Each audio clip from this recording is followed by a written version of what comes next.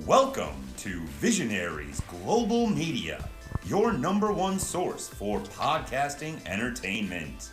Visionaries Global Media, envisioning excellence on a global scale.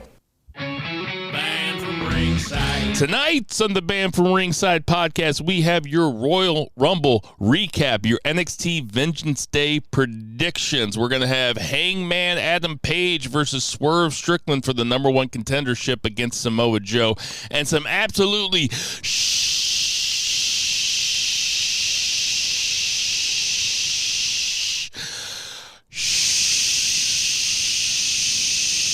shocking news about CM Punk. That and a whole bunch more tonight on the Band from Ringside podcast.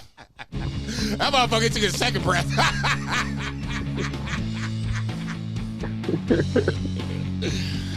Ditch that 9 to 5. It's time to feel alive. Hello, Marks. Welcome to the Band from Ringside podcast. As always, I'm your host, Bill Vagey, a.k.a. Greco-Roman Cheesecloth. And sitting directly across from me, I might have to explain that one in a little bit.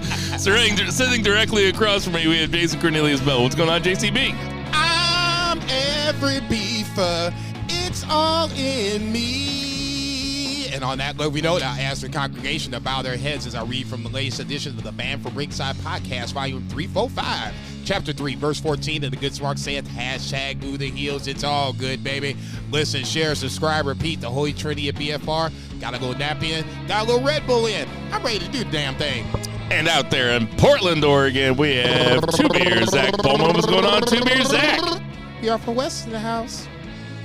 Not much, man. Nothing clever today because my brain's not working because I drank a lot of beer yesterday, which is not something I've been doing lately. So Wednesdays seem to be a big day for you in drinking beer. Is that fair to say? I feel like maybe it just happens that way. Yeah. So how many beers are we into? I've been drinking like a month and a half really at all. So Yeah, that'll do it. That hangover's hurt. You're not 40 yet, are you? almost. You'll be 40 in April? 39 in April. Oh, so. my gosh. Fucking A, man. Fine. I really didn't think. So we are coming at you from beautiful St. Charles, Missouri. It's really nice outside. I got flip-flops on. It was 65 degrees today. They call this fall spring. It's probably going to be 5 degrees in a couple of weeks. But as we sit right now, we are sitting on the back porch enjoying it. That AKA, I feel like I have to. So, the Royal Rumble was the other night, and Naomi made her big return, and Naomi's got this kind of stink-facey move where Bayley's head is basically in her butt, and she calls it the rear window or the rear view or something. I thought the rear view was the, like when she jumps and hits the opponent with the back. Anyway, Bayley's face was in Naomi's butt for like a good 5 seconds, and Corey Graves goes Greco-Roman cheesecloth, and I almost lost my goddamn mind when I was watching it. I don't know if that's I Googled it. I couldn't find it anywhere. I don't know if he just made it up on the spot. That's great. But I just about lost my mind, and I just wanted to make sure that I didn't forget it, so just get it out of the way with the AKA. No Vice tonight. We will see him next week, hopefully. But we are Mr. going Vice. to have Brett Jager from the Phoenix Splash podcast. That's Jason's other podcast. He will be joining us later on in the podcast to tell us his experience of the Jericho Cruise. That's right. He went on the Jericho Cruise, and I have so many questions about it. So we're going to go through some Rumble stuff, some AEW stuff, some Punk stuff, Vengeance Day predictions, and then we'll have him, and hopefully we'll keep it around 2 hours. But without further ado, let's get to that 3 count. 1, 2, 3. JCB, kick it off. Obviously, we're going down to St. Pete, Florida on Saturday night for the 2024 Royal Rumble. 4 matches, but obviously... Just start with the big news. Omos made his return. I'm like, son of a bitch. This motherfucker here. I will give credit where credit is due.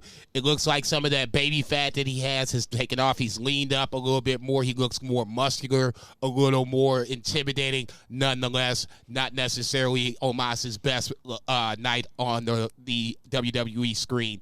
That being said, the men's Royal Rumble did kick things off. I'm sorry, the women's Royal Rumble kicked things off. a lot of surprises, especially coming early with Jordan Grace, I believe at number 5 or 6. I didn't write it down, but she came 5. out pretty early. And for me as a Impact watcher, when I heard the sirens, my knee-jerk reaction was like, what? I'm like, that's Jordan Grace's theme music. And then she came out. I was like, this is perfect. So obviously, I'm not saying there's a relationship, but there is at least a working relationship between Impact and WWE back-to-back years. Mickey James last year, and obviously Jordan Grace this year. I thought Jordan did very well, all things considering, as an outside entity coming in and performing in the Royal Rumble. I thought she performed very well, and they made her look good. Obviously, coming out the box, you had Naomi/Trinity making her return back to WWE. Not a huge surprise there, but it was more on the lines of just making it official at that point. I'm sure I'm missing someone in the middle, but obviously towards the end, you had the debut of one Jade Cargill, who came off like a star, who immediately got in people's faces throughout Nia Jax fairly easily, if I do say so myself. To me, right there, almost screams like she has to be on Raw, but either brand could use her, and I think she would be just fine on either or. Bayley being the winner of this was a surprise, just the fact that how the fans got behind her really early and kind of stayed on that support all the way through. Liv Morgan makes her return at number 30. Not the biggest surprise. I thought it was either Liv Morgan or Sasha Banks at 30 as the Rumble went along. And obviously Liv Morgan comes out, so more and more it feels like Sasha's on the way to AEW, but just playing the long game, I guess. Neither here nor there. To me, I thought the Women's Royal Rumble was really, really good. It showed a lot of what could be, especially with Jade Cargill coming out. Becky obviously making an impact. Tiffany Stratton came out in the latter portions. I believe that was like 18 through 20. She made a nice little impact. I think she's SmackDown bound as far as I'm concerned, but either way, I think her NXT days are over with. For me, I'd like the Women's Royal Rumble more than the men's. We'll talk about that, obviously, here in a little bit. But Bayley winning it, big surprise to me. Almost going wire to wire, but how she gets there, just dodging bullets in and out and making it to the end. It's a good story because Bayley kind of feels like she deserves to have this moment in the sun. Zach, your thoughts on the Women's Royal Rumble? The Jordan Grace was quite a surprise. I mean, Mickey James last year, not so much. I mean, it was memorable and it was kind of historic because of the whole, TNA Knockouts champ. But it was also Mickey James. Jordan Grace has no history with WWE as far as like she was not a WWE diva. She's, this generation, she's the current champ. And the fact that they made her look so strong, she was actually the highlight of the entire thing until Jade Cargill came out. So her and Trinity/Naomi had a cool moment in there. Her and Ivy Nile had a cool kind of face off. Ivy Nile flubbed up her the dueling suplex, flubbed up her kip up. But Jordan Grace, I mean, she looked like an absolute star, and that was really cool that they brought her out and gave her that stage. Jade Cargill looked like $1 million. She's just going to need ring time. She needs to get out there on the road and just do house shows, really, because she got biggest pop of the entire night from almost anybody. It was crazy. The fans really took to her and saw her as a star, and then the dueling military presses with her and Bianca, I was like, well, that's a fucking feud and a half. Man, that was I don't know how we get in there, but we need to figure this shit out right now. Yeah, because, go ahead. No, I was just thinking Bianca and Jade versus Kabuki Warriors at WrestleMania. Damn that. But go ahead. Damn that, he said. Go ahead, Zach. You playing. But overall, I mean, kind of theme of the night, which we'll see as we kind of talk about it, the crowd mostly dead outside of a few, kind of outside of Jade, outside of, a couple entrances and stuff, some of the power moves. But, this was a Women's Rumble, standouts being Jordan Grace and Jade Cargill. Otherwise, they told a little bit of a story with Bayley. Bayley was who I picked to win, so that pleased me. But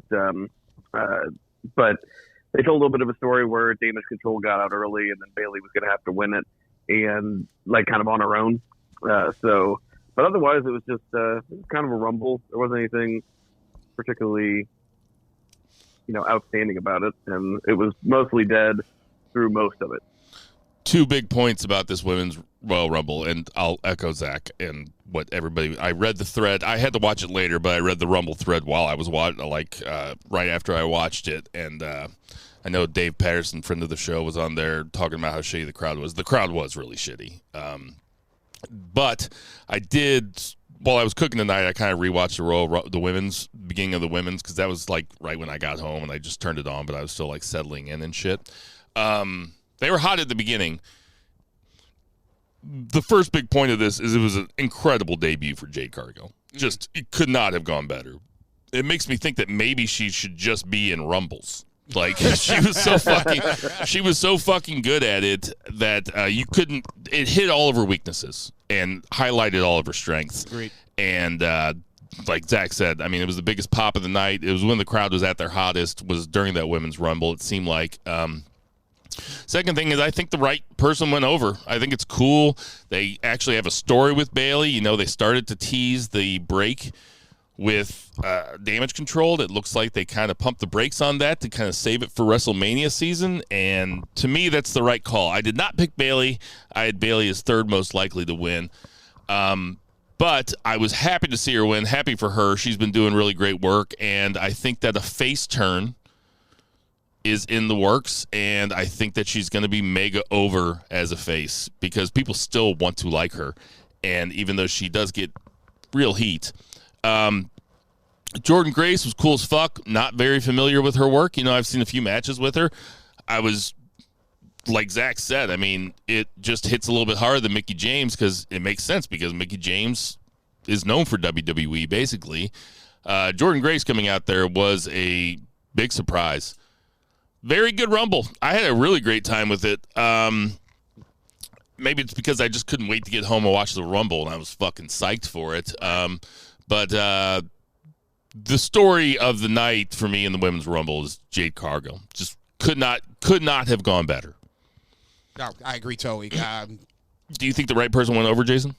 Yeah. I was about to say Elimination Chamber's up next, and if they do it like they normally do it, it'll be 6 women.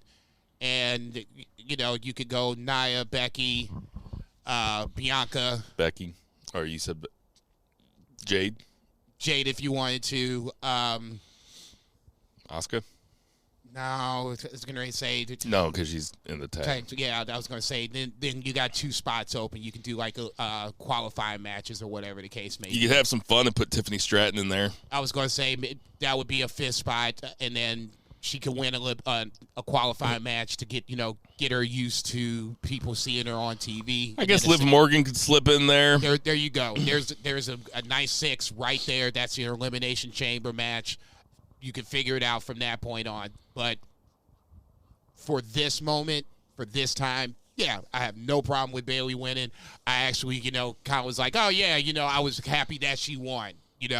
Ultimately, it, like you said, looking long term, this is going to you could already kind of see the friction between Bayley and Io is come back now, even though it kind of died down a little bit. It's immediately back on the Raw segment where Nia Jax comes out and destroys Rhea Ripley. Nobody really wanted to talk about when Bayley who's going Bayley wants to face at WrestleMania. They pushed it off until Friday. Perfect. Did you enjoy the R-Truth spot, Zach? Oh, yeah. I mean, it didn't detract from anything, and it was funny. I did like that they followed it up. He was actually number 24. Yeah. I loved him going for the hot tag. Dude, I loved him going for the hot tag in the Rumble. He came out, and I was like, you have got to be kidding me. This is the greatest fucking thing ever. R-Truth is the early WWE MVP for me. That motherfucker is doing work. He is. All kinds of work. He is the most, not the most, but one of the more entertaining characters in WWE in this first 4 weeks of a program. Let's move on to the men's then, unless there might be something big that I'm forgetting from the women's. I don't think that there is. I was going to say R-Truth, and then I totally forgot about it, but you brought it up. So the men's Rumble, Jason. Orton versus AJ versus LA Knight versus Roman Reigns in a fatal 4-way match for the WWE Undisputed Championship. So obviously, with fatal 4-way means no rules, and when you mean no rules, that means some sort of bloodline fuckery, which ultimately did come into play. Solo Sikoa comes out to make the save for Roman Reigns. For me, neither here nor there. Everybody knew how this was going to end. We all agreed that Roman Reigns was going to win, which he did. It was just a matter of how we got there. For me, I know Zach is saying House of Torture equals Bloodline, which I had to chuckle about. It is kind of funny because it is very similar in the sense of, at some point they're going to get involved. It's just when they're going to get involved. For me, it is at least different. House of Torture is basically the same thing. Someone distracts ref, someone else hits someone with object, dick to dick action, blah, blah, blah. Let's just stick with House of Torture being equaling the bloodline right here for a second. I just want to ask one question. Both of you can answer it. Just one word apiece. Who's a better worker, Roman or Evil? Zach, you can go first. I'll say Roman. Roman. Nah, it's Evil. You guys are crazy, man. Your monkey ass you guys are crazy. You got your monkey ass mind. Put Roman in the G1. you have to wrestle like every 4th day. Zach, what do you think about this match?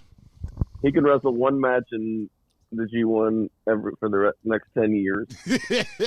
Keeps winning. It was very flat in the stadium, and it was flat for me. We all knew what was going to happen, how it was going to happen. I didn't have a lot of interest. I found myself losing interest. Like, this is a Royal Rumble, right? It's not like the Super Bowl, because that's like WrestleMania, right? But this is like, I don't know, it's the number 2 show of the year. Yeah, and kind of the overarching theme for me for this like whole thing was like just kind of disappointment. Like, it just didn't really feel like it was that super excellent, number 2 show of the year. And this was certainly not a memorable title match. It'll be a trivia question in like 20 years, and it'll be hard to remember. It came off really great on television. Like, the set looked amazing. All the lights shooting up around the ring made everything look really epic. And when all 4 guys entered the ring and they were all standing there and Samantha Irvin was doing her ring introductions, Pat McAfee said, "This is a big fight feel." And Pat McAfee is very hyperbolic. Like, even in wrestling terms, he is very hyperbolic. And, like, he'll have, like, fucking Mojo Rawley in the fucking ring, and he'll be like, "Starting Raw off with a 5-star classic." And it's like, all right, McAfee. All right, dude. Take a chill pill, bro. But he said, and I was like, oh, you know what? This does feel like a big fight feel. It did look big. No, I agree. And then there was just, it wasn't very good.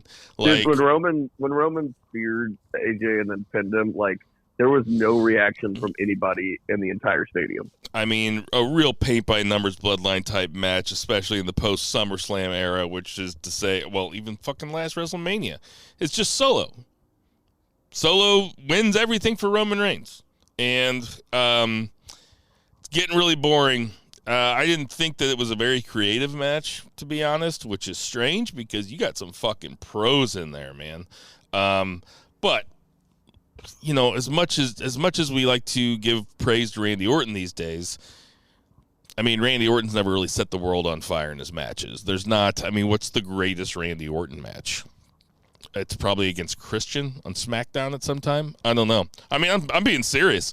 Right after Edge retired. There was the greatest wrestling match in history. Oh, yeah, him versus Edge at WrestleMania. That's right. You're answering the greatest match in history. The greatest wrestling match of all time, where it was him and Randy Orton riding rascal scooters in the fucking hallways of the stadium for a little while. Just chasing each other through the halls of Bristol. But yeah, this match was whatever, dude. Whatever. Roman Reigns matches can be good, but he's got to be working against like one of the greats, like Logan Paul. He can't have him and Orton in there, and LA Knight, who also wrestles a very methodical, old school wrestling style. AJ Styles, of course, one of the greatest that we've seen in the last 20 years, but I mean, this was not good. I don't think LA Knight did anything but throw punches the entire time. Well, he slammed Randy Orton's head. Yeah, I know, man. And he slammed Randy Orton's head into the fucking announcer table like 20 times. It's like, okay, dude. I'm not going to sit here and toot the horn and say it was that great. I don't think it was, for me, that bad. I'm somewhere in the gray on this one. I just like the fact that we had all four guys in the ring at the same time, and we just had, little different interactions as the match went along. I agree with the slamming of the heads, with the Orton, tossing guys, suplexing guys onto the announce table. That did get a little repetitive. I'm not going to sit here and lie about that. But to me, the ending portion, the last 5-7 minutes, kind of made up for that little silliness. And ultimately, Roman ends up winning, which we all kind of knew was going to happen. So for me, I didn't think it was nearly as bad as you guys thought it was. That was just me. I don't say bad. It was like a 3-star world title match, Nah, it would have been an incredible SmackDown main event. I mean, there you go. I mean, but like Zach said, like, it's the Royal Rumble, man. We should have high expectations. We should hold them to high standards. Now, see, if this but shit was... Did you see how much money they made? Well, no, go ahead, motherfucker. Earn your check this week. How much money they make? Oh, I don't know. I was just saying, like, Okay. that's just always their answer. It's like, but we broke, Yeah. they broke records, and I guess they did break a attendance record, and they took it from New Kids on the Block. So good for them. See, New Kids needs to have some sort of fucking record. And WWE is just like, not so much. I heard this, and just for 30 seconds, just before we get on to the next match, I heard some of the seating was bad. Like, some seats were facing away from the ring. Did you hear this? Yeah, I saw pictures of it. It's like they face. They were facing like the aisle, basically. So then I would have to like turn my head to watch. Turn your head the whole time. Oh man, suck my dick. See, it's only $700. It's just half your mortgage. It's no big deal. Next up, we had the aforementioned Logan Paul versus Kevin Owens for the United States title. Decent match, nothing crazy. Once again, I've kind of figured that Logan Paul was going to retain, which he did, but how we got there, it was a little bit different of a twist.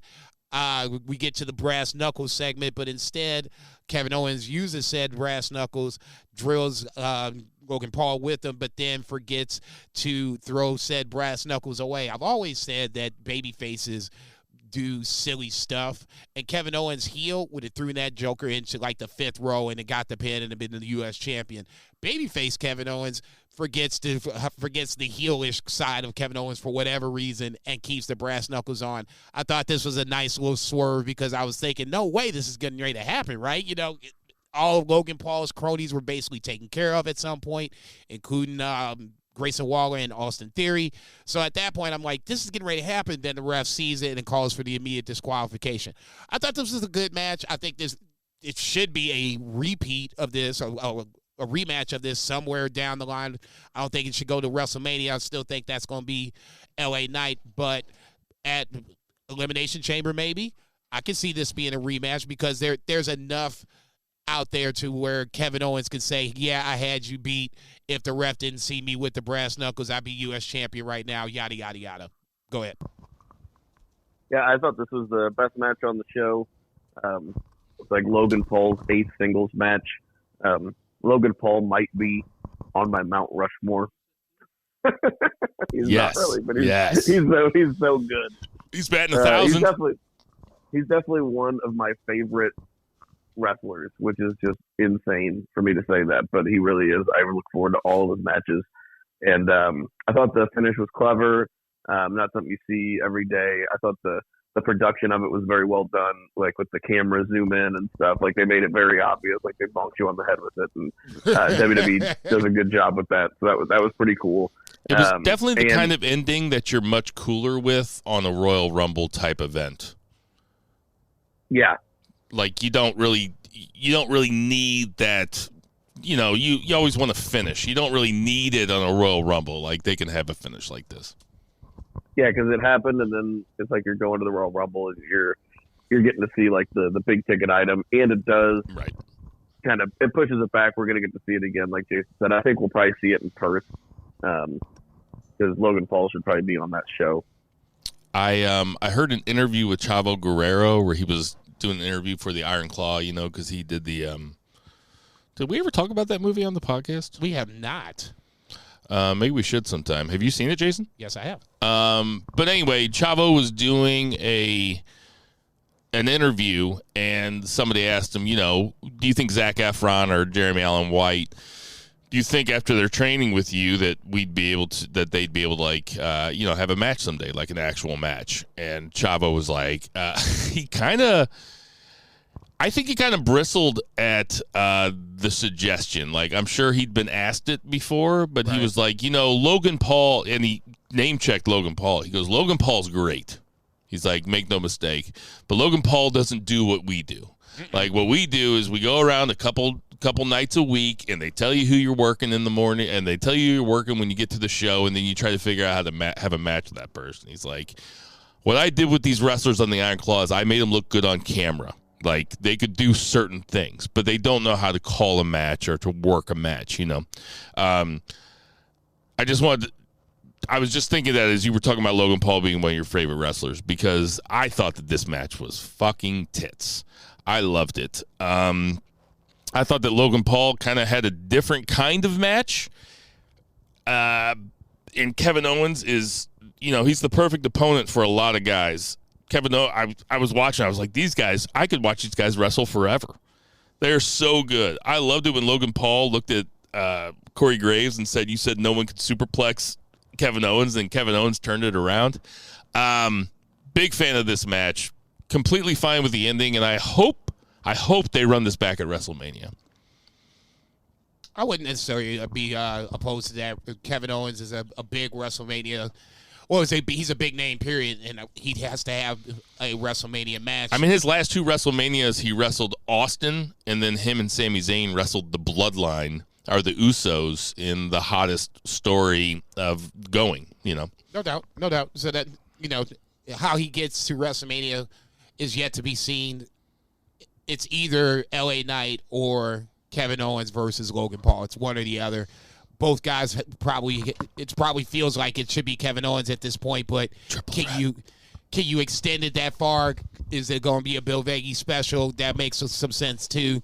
So ultimately, we're going to see what happens. But for me, if I had to guess, it feels like LA Knight, because you're going to do KO Logan Paul. You're going to run that back pretty much right away within the next couple months.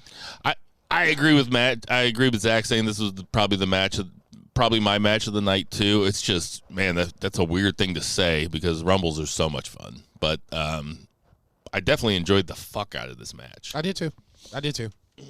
Last but not least, we have the Men's Royal Rumble. Pretty, I guess, pedestrian, I guess, is the word I want to use for this. Not a lot of big surprises coming out, minus, obviously, the aforementioned Omos. Andrade came out fairly early for a nice little pop. I'm trying to think if I'm missing anything, anybody else off the top of my head. I'm probably sure I am, but nobody really worth of mentioning. It really just comes down to the final four guys that we kind of all thought that would be there in some form or fashion. Gunther, Cody, Punk, and Drew McIntyre. I thought this was a nice final four because they all have some sort of connection going forward. You have Seth and Roman up in the rafters looking down. So that, like you said, there was connections there too. I was kind of hoping that Gunther would last to the last two, but we did that last year. I believe he was out first, Drew was out second, so you're down to Punk and Cody as the final two at this point. Unbeknownst to maybe some of us, myself being one of those people, Punk had torn his tricep going down the stretch just before he got eliminated by Cody. Cody going back-to-back, first time since Austin, and doing it in 26 years, if my mental math is correct. So that's a huge deal. I was mad at this motherfucker with Bill last week for talking me off the ledge for not picking Cody as my number one. Not necessarily as mad as I am this week. I thought the Final Four kind of made up for the fact that I didn't pick Cody, but it's the biggest story you can make. You'll have a guy that's won the Rumble for the first time, back-to-back Rumbles for the first time in a quarter century. I talked you out of it? Yeah, you totally talked me out of it. But I picked Cody. I know. You totally talked me out of it. I'm blaming you. Was I trying to talk you out of it? No, I said last week that you were saying that Punk coming back is a big deal. Rock coming back was a big deal. Rock's getting ready to do this. Punk's getting ready to do that. And you totally talked me off the ledge, even though I've been the one guy that's been saying that Cody and Roman should be the WrestleMania match. Wow. I should apologize. No, you shouldn't. I should be just more of a man, but step up to the plate. Zach, what do you think of it? It was a Rumble. I thought that the Final Four was solid. It's exactly who I would have picked to be in the Final Four. No real big surprises. I think that's one thing that people really look forward to with the Rumble. I feel like you don't need a bunch of them, but you need like one or two surprises, maybe legends or something, just to really pop the crowd and be like, if I may, who's next? Yeah, go ahead. Braun Breaker at 20 was supposed to be Brock Lesnar. Yeah. I think that would have made a big deal. Braun Breaker is a deal for the wrong reason. I'm saying, let's say, God forbid, that none of these allegations came out, and you didn't have to worry about not bringing Brock in. Brock was set to be there at 20, and that would have changed the tenor of this whole Rumble. I don't know. Maybe this is a hot take. Maybe it's not. I mean, I think that Braun Breaker's a cooler number 20 right there to have that spot.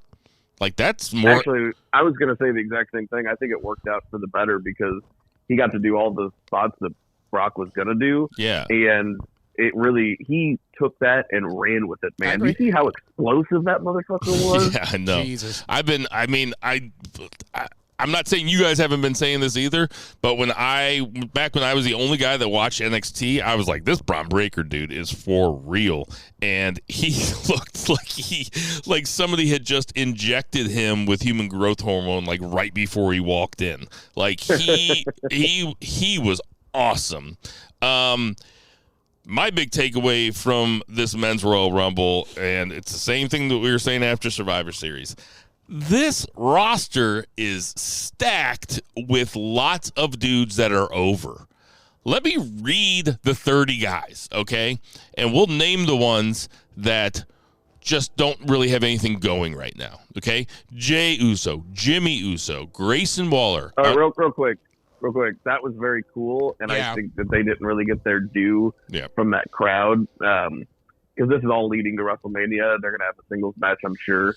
And that was a disappointing. Jey Uso's entrance was cool, at number one. But, the crowd did a big disservice to them going one-on-one there. Yeah, and it's almost like I wish they would have saved this, but... No. As soon as Jay came out, I'm like, if they bring Jimmy out, that's going to be the shit. As soon as I finished that sentence, Jimmy Uso came out. I was like, I mean, Grayson Waller, Andrade returning, Carmelo Hayes. Sorry. We need to slow it down real quick so we can kind of talk about these guys. No, Andrade. I want to go through them real fast and then come back. I just want to name them all just so I can say, look at these motherfuckers and how stacked they are. Nakamura, Escobar, Karrion Kross, Dom Mysterio, Carlito, Lashley, Ludwig Kaiser, Austin Theory, Finn Balor, Cody Rhodes, Bronson Reed, Kofi Kingston, Gunther, Ivar, Braun Breaker, Omos, Pat McAfee, JD McDonough, R-Truth, The Miz, Damian Priest, CM Punk, Ricochet, Drew, and Sammy. The only fucking jobber in the bunch is Ricochet. Come on, They usually trot some fucking jobbers out there. There's no jobbers here. I'm just saying. Making a go dinner, catching a stray. That's a lot of guys. Okay, Zach, sorry. What were your thoughts about Andrade? I didn't think that it was terribly impactful. Like, the crowd didn't seem all that hype, and I don't know if it was new entrance music, the fact that he came out in a mask initially, but even when he took off the mask, it wasn't that big of a deal. I don't know if that's really, like the guy didn't get that. He was really good in NXT. They, saw him as a top guy down there. He came up, didn't really get all that, treated all that well, went to AEW, and then just could not wait to get back to WWE. And it's the same shit with, like, if Aleister Black's fucking contract was up, or fucking Buddy Matthews, or any of those dudes that are just aching to get back to WWE. I mean, there's so many guys on there that are actually looked at as like superstars. They aren't going to get that same kind of play on the main roster right now with the roster they've got, just because, like you were talking about how stacked it is. It's like Andrade is going to be right back in that United States Championship like area. They've got so many guys on top that, maybe it's a bigger stage and stuff, but he ain't gonna get like the treatment that he thinks that he deserves. I don't think. I just don't remember being on the main roster that long. It's like, is everybody really I remember we were real high on Andrade after he had those title matches, after he had the title run in NXT, because he had a couple just absolute bangers. I think one against Gargano. And yeah, that was a 5-star match. There was another one, might have been I think it was Aleister Black. That was also awesome. But, I mean, like Zach said, he didn't do anything on the main roster. He went to AEW and basically sat on the shelf for 8 or 9 months before he came back, and then they ran him real hard, and now he's back. It's like, I didn't expect him to get, or I don't, was he expecting to get a huge pop when he came back? I mean, I don't know. Mr. Charlotte Flair?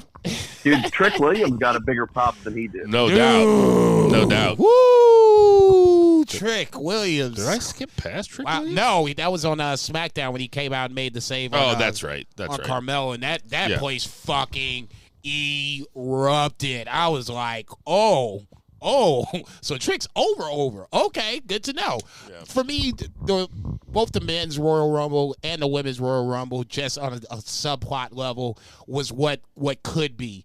Tiffany Stratton, Braun Breaker, Carmelo Hayes, all people that are going to be on the top of this card in the next 3 to 5 years. They're going to win these Royal Rumbles at some point. To me, that was more interesting. I won't say more interesting, but just interesting just in the sense of you didn't have a lot of surprises, and that's okay. For me, I like surprises. Andrade, I didn't even know who he was until they got real close. So I was like, okay, this is Andrade. Yeah. Outside of that, there wasn't like huge surprises. McAfee late was what it was. The McAfee thing was an egg that I absolutely hated it. I hate to use the word wasted spot, but that almost felt like a wasted spot. We've seen McAfee wrestle. Like, he should get in there and mix it up a little bit. A little bit, but I mean, ESPN probably will, prohibit him from doing such things. So you can have him come up, climb back over, whatever. He wasn't going to win. Whoever was going to be in that spot at 20, fill in the blank, wasn't going to win either. Good. For me, I would have loved to see it if you were going to do it.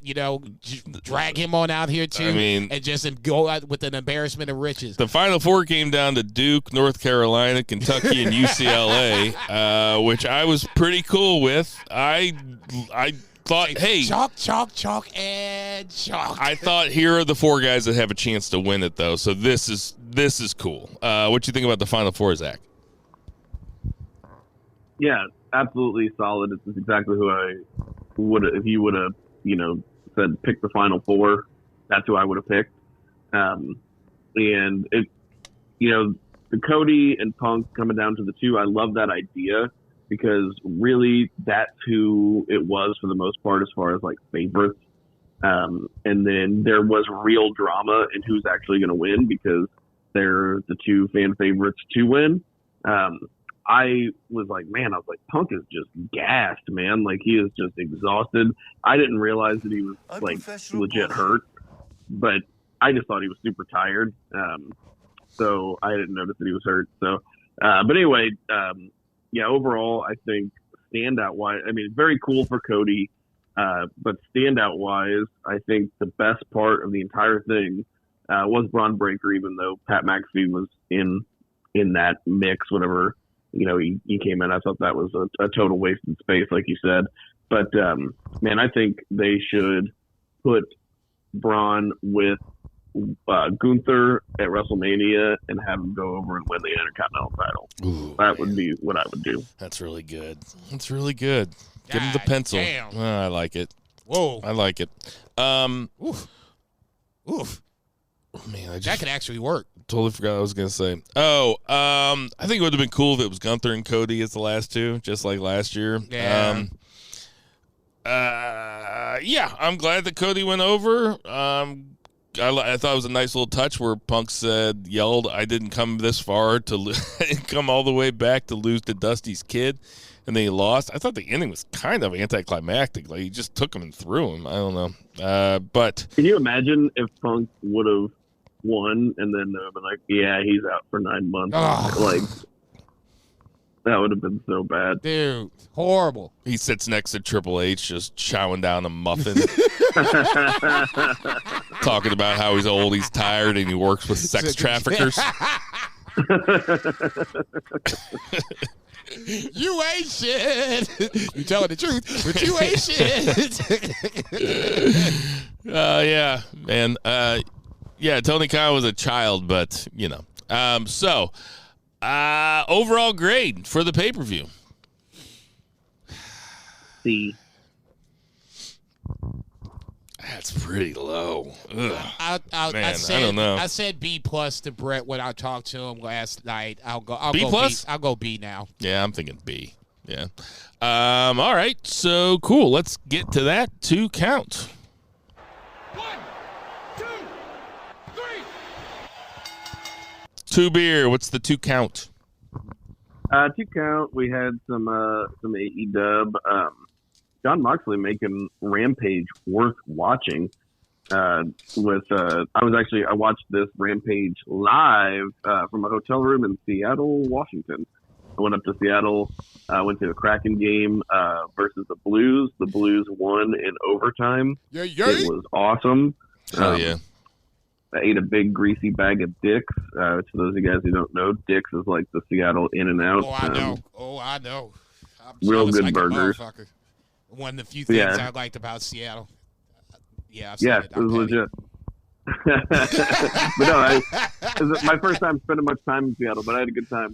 And but yeah, anyway, Lee Moriarty versus John Moxley. We talked about it last week with Shane Taylor, and he did something similar here, where gave Lee Moriarty a lot of this was to set up the excellent opener on the Collision show, though, and I don't want to belabor anything. We don't have to spend like too much time talking about Rampage, but I don't know. Did you guys get a chance to see this? I thought it was a pretty great match. Yeah, I watched Moxley and Lee Moriarty, and I watched the main event. Yeah, it was really good. Moxley is, I guess he wants to do the Orange Cassidy thing, where he's like, I'm going to fight every single episode of every single show that you guys have. I was thinking more like the Adam Copeland Open or whatever. Give me you're young, you're tired, you're poor, you're huddled masses. We gonna fight them all. I totally forgot. Well, I shouldn't say I totally forgot, but I guess it was Moriarty, Daniel Garcia, and Wheeler Yuta were like the 3 young guns that were supposed to be in line for that Blackpool Combat Club spot.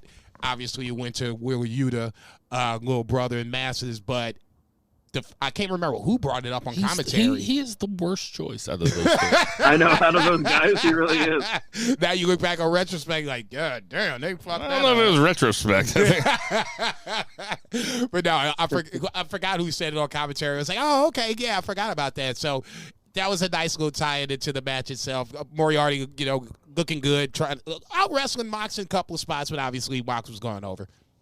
And Wheeler does have something that Lee and Garcia don't, though, which is that extra chromosome. God damn, man, dude.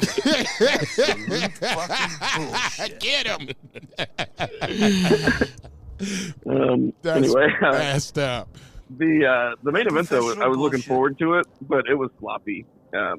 Even the finish, man, like the Hurricane Rana, and he couldn't even get the legs. Like it just looked like shit. Most of his matches looked like shit. I'll go this far.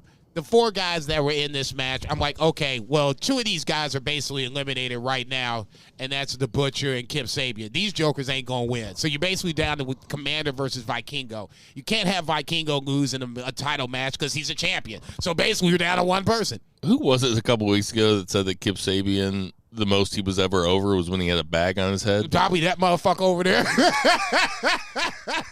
I don't remember it, but that's probably right. I was probably saying it's probably that motherfucker over there. Yeah, I mean, this match was okay. It's just Komander wrestles a lot too, man. He is all over the place. But yeah, it was cool. Then we had a Collision, which I'll be honest, man. Like this Collision, as far as like wrestling went, was awesome, and I enjoyed it more than the Royal Rumble, which is bonkers to say. I can't even believe I'm saying it. Someone else said that too, and I'm stunned that I'm even hearing this twice, much less one time. You can't say that. Royal Rumble's too much fun, man. What? Damn. I'm telling you, I'm surprised about it because I was so looking forward to the Rumble, and then like whenever it was over, I was like, I'm gonna never watch that again. Like I'll throw on Rumbles, sometimes, but like I can't see myself ever rewatching that. Not that I'm going to rewatch this Collision. I don't really have an opportunity to do that. But, the main event of this could have, been on a pay-per-view, the FTR Daniel Garcia versus House of Black. Granted, the rules were a little funky. It was like an escape the cage kind of thing. But, this was a fantastic match. It could have been on a pay-per-view for sure. Daniel Garcia coming out like Stone Cold Steve Austin with a head wrap and a chair. He used to do that shit when I was a kid all the time. Like, he'd be, like, hurt. He was like, Austin's hurt. Like, he ain't going to be in there. And then he comes out with a chair and just beats everybody up. I'm like, this is so awesome. But yeah, and they had, like, the drama where, like, Mark Briscoe's like, I'll be your ride or die. And they just throw him through a table immediately. I was like, no. Yeah. Dude, but Cash Wheeler jumped off a cage. Yeah, I know. That was cooler than anything on the Rumble. That was quite – I didn't know Cash Wheeler had that in him. This match was hella fun. No, I was about to say when they do that power and gory spot where Dax does the suplex and then Cash jumps off and does the high high spot or whatever. He did Jimmy Snuka though. Oh, I know. Don't get me wrong. So it's not like Cash can't do it. It's just like you said. That's a Jimmy Snuka spot. When Jimmy Snuka did it was a big enough deal that you could get away with murder. God damn! And now Cash Wheeler's out there doing like it's no big deal on a Collision that's nobody watching in front of nobody. Well, the night of the Royal Rumble. He couldn't even get away with waving a gun at somebody. I was getting ready to say, somebody's getting ready to say the gun joke, and somebody's going to say it quick. Say it. Oh, man. But then we had also, not going in order here, but my favorite match of the entire weekend was on this show, which was Bryan Danielson versus Yuji Nagata with Eddie Kingston on commentary. Like, it was after Eddie's match with Willie Mack, which was pretty good, but very scary whenever Willie Mack tried to do a standing shooting star press and land it on his head. But so he's on commentary, and like, dude, like, what a perfect person to be on commentary for this, because he was able to mark out. Also, he's feuding with Bryan Danielson right now, but he has enough wherewithal to like be putting him over, like grudgingly and respectfully. But dude, this match was awesome. It was like hard hitting, good submission stuff. Yuji Nagata like grabs him and does like an exploder suplex, and Eddie Kingston's just like, I wish I could do an exploder like that. And they're like, it was like a realistic thing. He was just like legitimately saying it was just a thing of beauty. But I mean, this is my favorite match of the weekend. I don't know what you guys thought. I mean, I loved it. I would watch Daniel Bryan wrestle a broomstick. Like, I would actually do that. But he'll get there. I mean, he's running through some people, so he might get there. I mean, but his matches are just, they're the best. I mean, really, like, probably the two guys I enjoy watching the most are Bryan Danielson and Owens, I guess. You know, Logan Paul's a close third. Jeez, What'd you think of it, Jason?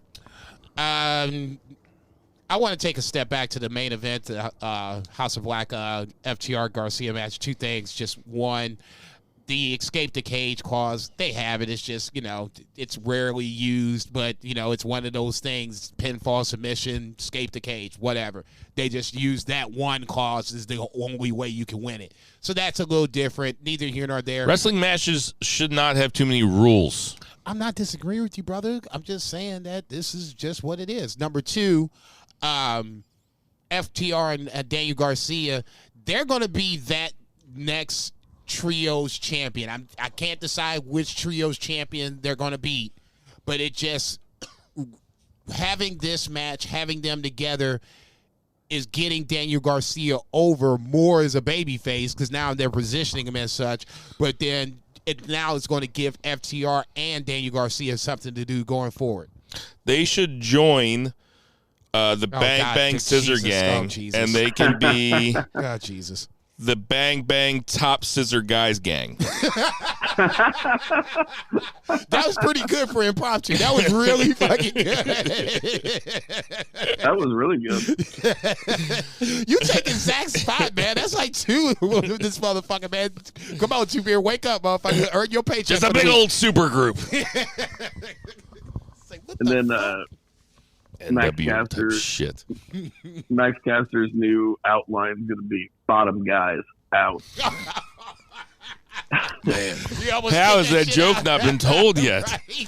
God, it's only been 2 weeks. Good. It's only been 2 weeks. That's real good. Real good. I gotta let the dog in. It's only been 2 weeks. Okay, so let's not give us too much of a grief because we just came up with that motherfucker. I'm sorry, 3-Ray. Go ahead. No, you're fine. Speaking of sexual innuendo, we had Tony Storm on commentary for Mariah May and Lady Frost. Whenever Tony, she cuts this promo and she's just talking about how they are knuckle deep and there's no pulling out now. Man, so good. She was saying that she's not welcome in Bossier City, Louisiana, because she had some race horses that had to be put down. It's like the most perfect thing she could have possibly said. I loved it. But yeah, this is pretty good. I don't know, Lady Frost. I haven't been super impressed with her other outings in AEW, but she looked good in this one. I remember watching Lady Frost in NWA, and I liked her in NWA, and that's why I always like to see other Lady Frost, for example, enhancement in AEW, but in NWA, she was actually someone that was in the title chase. So I always like to see all kinds of matches from everybody, but neither here nor there. I'll say this about Tony Storm: I love the Timeless Tony Storm gimmick. Obviously, I'm sitting there laughing my ass off about it as you're telling her, some of the shit she said on Saturday night. I almost think, at least for me, and I was saying it on Wednesday when she was on the Deanna commentary. For me, I'm laughing so hard at what she's saying, it's kind of taken away from the match itself. And I'm not, not saying that the matches are bad. Deanna versus Taya was pretty, predictable. So maybe that's why I wasn't watching nearly as hard as I should be. Same way with Mariah May and Lady Frost. Predictable. You knew Mariah May was going to go over. Tony Storm was just coming out with some just off-the-wall just shit. Just shit that I can't even believe that they're allowing her to say. And I'm laughing my ass off every fucking time. Easily the crown jewel of the women's division right now. Without question. She is so fucking entertaining. I don't want her to lose the title anytime soon. That means I love Deonna Purrazzo. She's going to have to take an L on this one because I'm sorry. You can't take the title off Toni Storm just yet. Yeah, they need to turn her babyface because everybody loves her. But she can still be the same character, but people just love her. Just have her face off again. heels from now on. Yeah, I was going to say Mariah May is going to factor in that, but we got to let that play out. Yeah, but yeah, it's not just that she's a good wrestler and that this gimmick's very creative, but she is very good at it, and she's like genuinely funny. So, yeah, she's a real catch. Good for Juice. And then Orange Cassidy versus Komander. I don't know what you thought about this, but this was not as good as I thought it would have been whenever I put it together in my head. But I think maybe it was like they tried to do a lot, and I don't know that Komander speaks a ton of English. And, you know, I think that might have been it. It just seemed a little, I don't want to say sloppy, but just like not 100% crisp. Yeah, a little bit off. You know, everything's kind of maybe half a step off than what you would think, because both these guys are so fantastic. So you agree? You felt kind of the same way? Yeah. Obviously, once again, you knew how this was going to end, but no, I expected this to be a lot more crisper. You know, even when you had Roddy and company kind of out at ringside. Was that the week before when Roddy and them were out at ringside? Am I mixing? It was this week. Yeah. Okay. Yeah, they were out there. Even with them out there, I still thought I think they're out there every time, but they were out there this time too. Yeah. I was thinking with them out there that he being Komander would use them as like part of his like attack. You know, he can hit Orange Cassidy and then, you know, hit Roddy, hit, you know, Taven, hit Bennett, come back in, you know, attack Orange Cassidy. That's the way I had it in my head. And it didn't play out like that. And the times that they did try to do it, it just didn't work out for whatever reason. Someone was a step behind or a step too fast or whatever the case may be. So, I mean, in that scenario, yeah, I agree with you. I expected a little better of a match. And for whatever reason, I'll let you fill in the blanks. If you saw the match, you can judge for yourself. It just never came out that way. So it was a little disappointing. It was already kind of like, you know, okay, you know who's going to win, but now I need the match to be good. And the match wasn't good, so it was kind of like, yeah, okay, what else? You know, Komander will be fine. Orange Cassidy's going to move on. And then obviously you had a little beef post-match or whatever the case may be, which was unfortunately more interesting than the match itself, but whatever. Yeah, but the opener, speaking of, was definitely a good match. Speaking of good matches, that Shane Taylor and Lee Moriarty versus Blackpool Combat Club, which was Moxley and Claudio. This was badass. Super physical, brawling inside and outside the ring. Really showcasing Moriarty. You know, I would not be opposed to them expanding. I think the Blackpool Combat Club could be bigger, especially because they don't really do, you know, it seems like Claudio will tag with one or the other, but we don't ever see like Danielson and Moxley doing much together. You know, bring Danielson's, you know, obviously on the way out the door, so you would assume that his spot is going to get, you know, replaced at some form or fashion. You know, now, you know, when and where they want to do it, I'll let you tell it, but I'd be fine with a Daniel Garcia, with Lee Moriarty. I think they should bring in like a Serena Deeb or like a Marina Shafir or something. Like bring a woman in. They were saying, well, I don't know if Moxley had said it, but he did say Marina Shafir, you know, should be the first, you know, woman member of the Blackpool Combat Club. That, you know, that means anything at all. I'm all down for, you know, at least having one woman as a part of a faction, so that way it's another way to get a storyline in. It's an easy way to get a storyline in. Yeah, I mean, I hear women really like the BCC.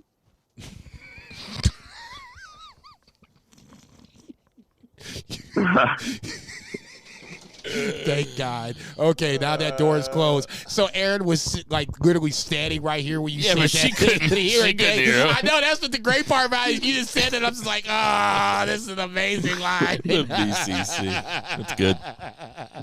You should have asked her. She was right there. What did say that goddamn word? Her husband's sitting right here, for Christ's sake. I can't. I don't know how to work her computer. Who knows what she's got saved on there? But Moxley wrestled Hardy on to open Dynamite, and like this was a fine match. Moxley was on every show, but hold on, I do want to say that I never got to say this line, but you were saying you like Collision better than the Royal Rumble, and I was like, well, Collision had one thing that the Royal Rumble didn't. Matt Menard, my dude. Look at you, man. Damn, you a flip-flopping ass motherfucker, boy. I swear to God. I can just admit when I'm wrong. You ain't shit. Go ahead, 3-Beer. Oh, yeah. But, yeah, John Moxley wrestled Jeff Hardy January 2024.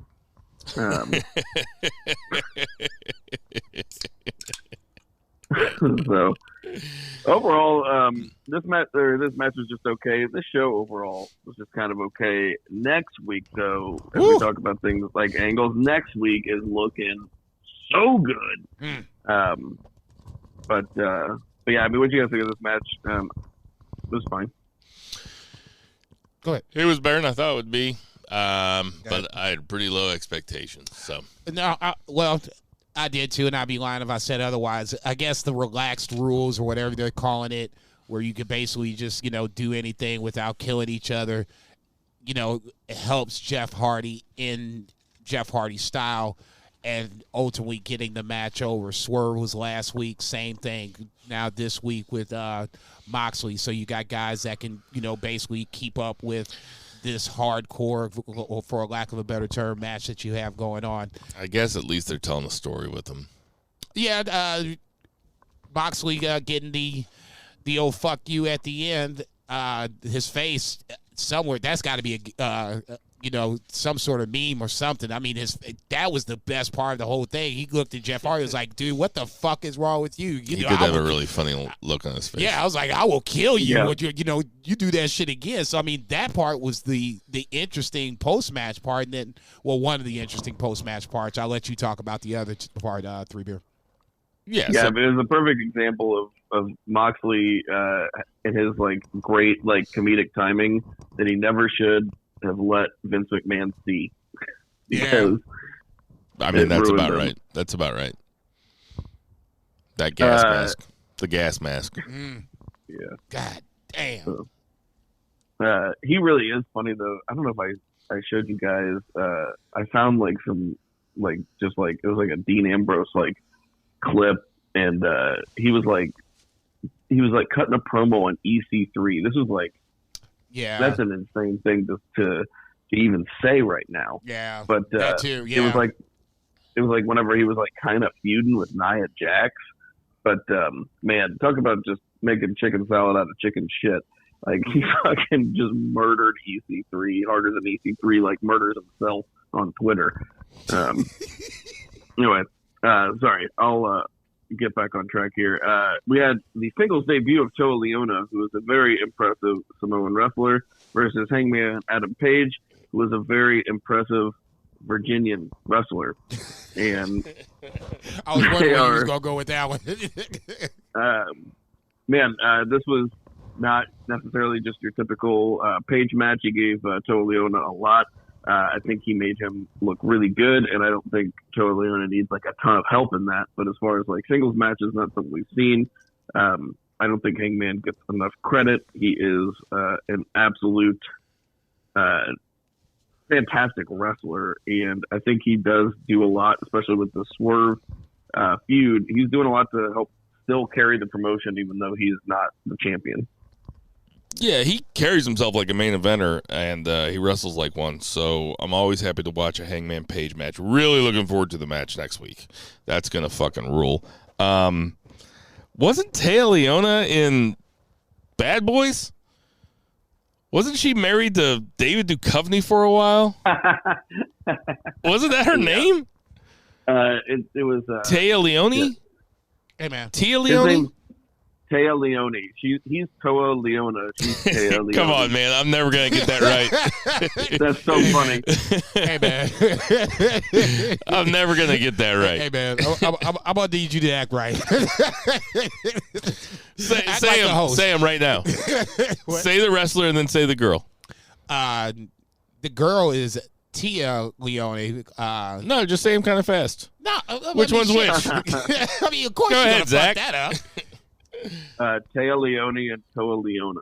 Ooh, pretty good. Not bad for the English majors. Not bad. Lots of vowels. No, I agree with Zach. I thought Toa Leona looked really good for and I thought he would be a nice not competitive, but just nice physical matchup for Adam Page himself.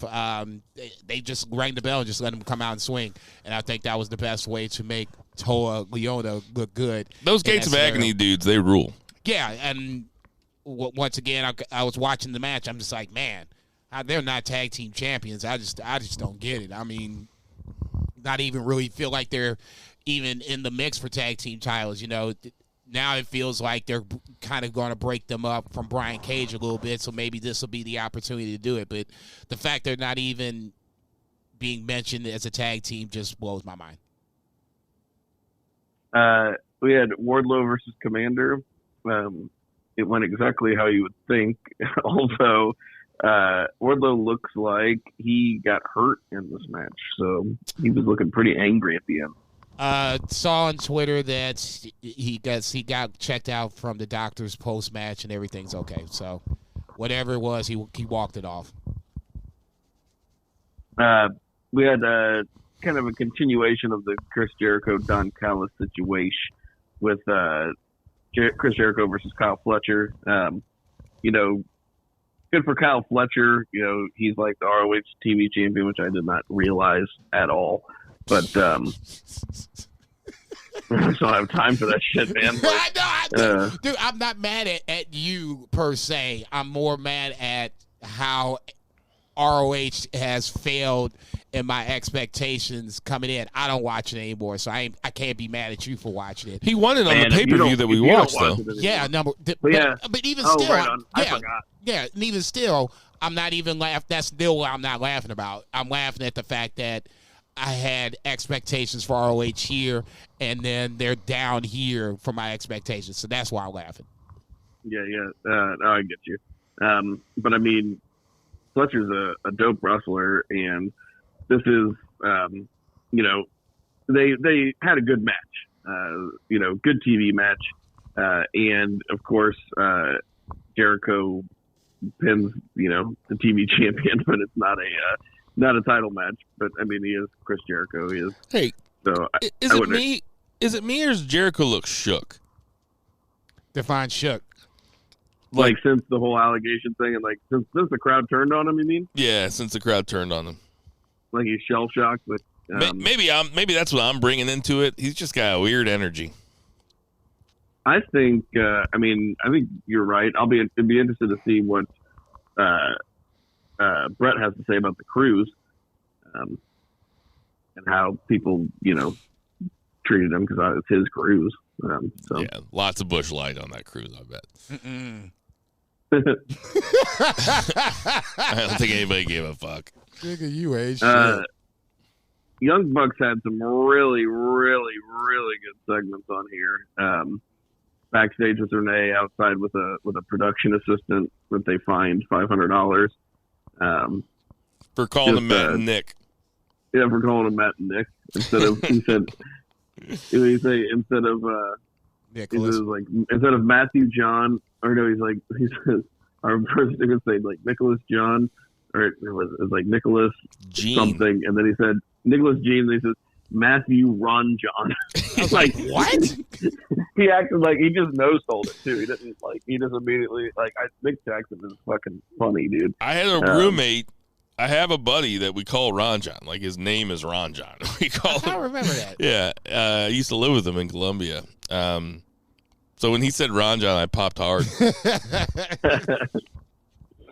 So funny, but more Tony Storm on commentary while Deonna Purrazzo beat Taya Valkyrie, and Taya Valkyrie also had a little makeout session. It was like Taya and Johnny makeout tonight, so that was okay. It was just setting up Deonna for Tony Storm more, and then we had the main event, which was Swerve Strickland versus Rob Van Dam, of all people, and they actually had a pretty solid, main event TV match, surprisingly solid. It was a hardcore match, so RVD really got after it, and Joe was on commentary, which was cool, and but yeah, overall it was a fine episode of Dynamite. Pretty standard, nothing like that Collision, but it sets up a fantastic next week, because we have Sting and Darby Allin versus the champs, Ricky Starks and Big Bill, and they had a nice face-to-face with Tony Schiavone between them. But that's going to be awesome because that is Sting going for a title before his retirement. I think that match is huge. We have Adam Page and Swerve Strickland 3. Both of the other ones stole the show on the shows that they were on. Absolute bangers. I mean, that's like a pay-per-view level main event. What else do we have next week? Is there? Am I missing anything? I really liked when Sting at the end of that sit down with Ricky Starks and Big Bill said, "I've always hated talk," which is like me saying, "I've always hated dunking basketballs." It's like, yeah, dude, it's because you're not good at it. It's because you can't do it. 2 years not saying a word. God damn. The most popular he ever was whenever he was completely silent. That's 2 years. Up, dude. Yeah. That's your hero, man. You just Figurative bag on his head. Jesus But Christ. it's so. I mean, he's a totally. He's still. I mean, I love Sting. I still do. If I met him in real, he's one of the few people if I met in real life I would like really mark out for. I mean, I can still poke fun because I've never really thought his voice matched his body. I don't know what it is. Like you act like he's Mike Tyson or something, man.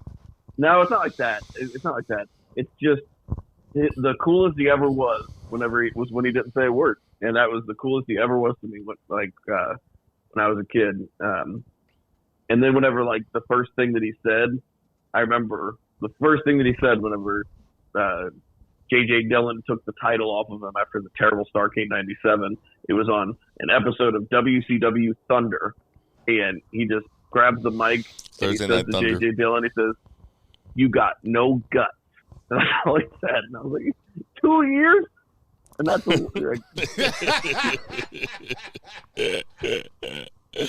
You waited 2 years for that shit? Hey, yes, those are two big matches, but I do want to say, can I shit on something here real fast? The Bang Bang Scissor Gang thing, that has to be, I mean, the Bang Bang Gang has to turn on them soon, right? They're not going to ride this thing out, right? Because that segment on Wednesday night was bad. Max Caster is in this zone now where he tells like only inside jokes, and it's really bothersome to me. And I don't like this pairing at all, and I hope they break them up soon because this sucks. I hope they turn on him. Like I'd say, give it maybe 2 more weeks tops. Turn on them to unify those titles and have a match to unify the titles. They better not have the Acclaim turn on the Bang Bang Gang. They cannot. Oh my God, that would be terrible, dude. Might happen.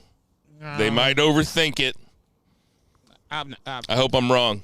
I'll go with just speaking of overthinking, and then if you want to move on, we can. Obviously, we have the tag team title match. I think the third match you might be thinking of, Zach, is BCC versus the CMLL guys. But oh yeah.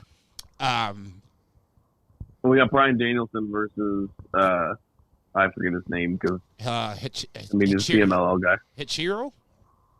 It's like Hechihiro or something. Thank you, Hechihiro. That's probably not right either. No, it's HECHICERO. You know, goddamn. Look at you, you fucking journalist. As a journalist, I usually write things down, but I forgot to.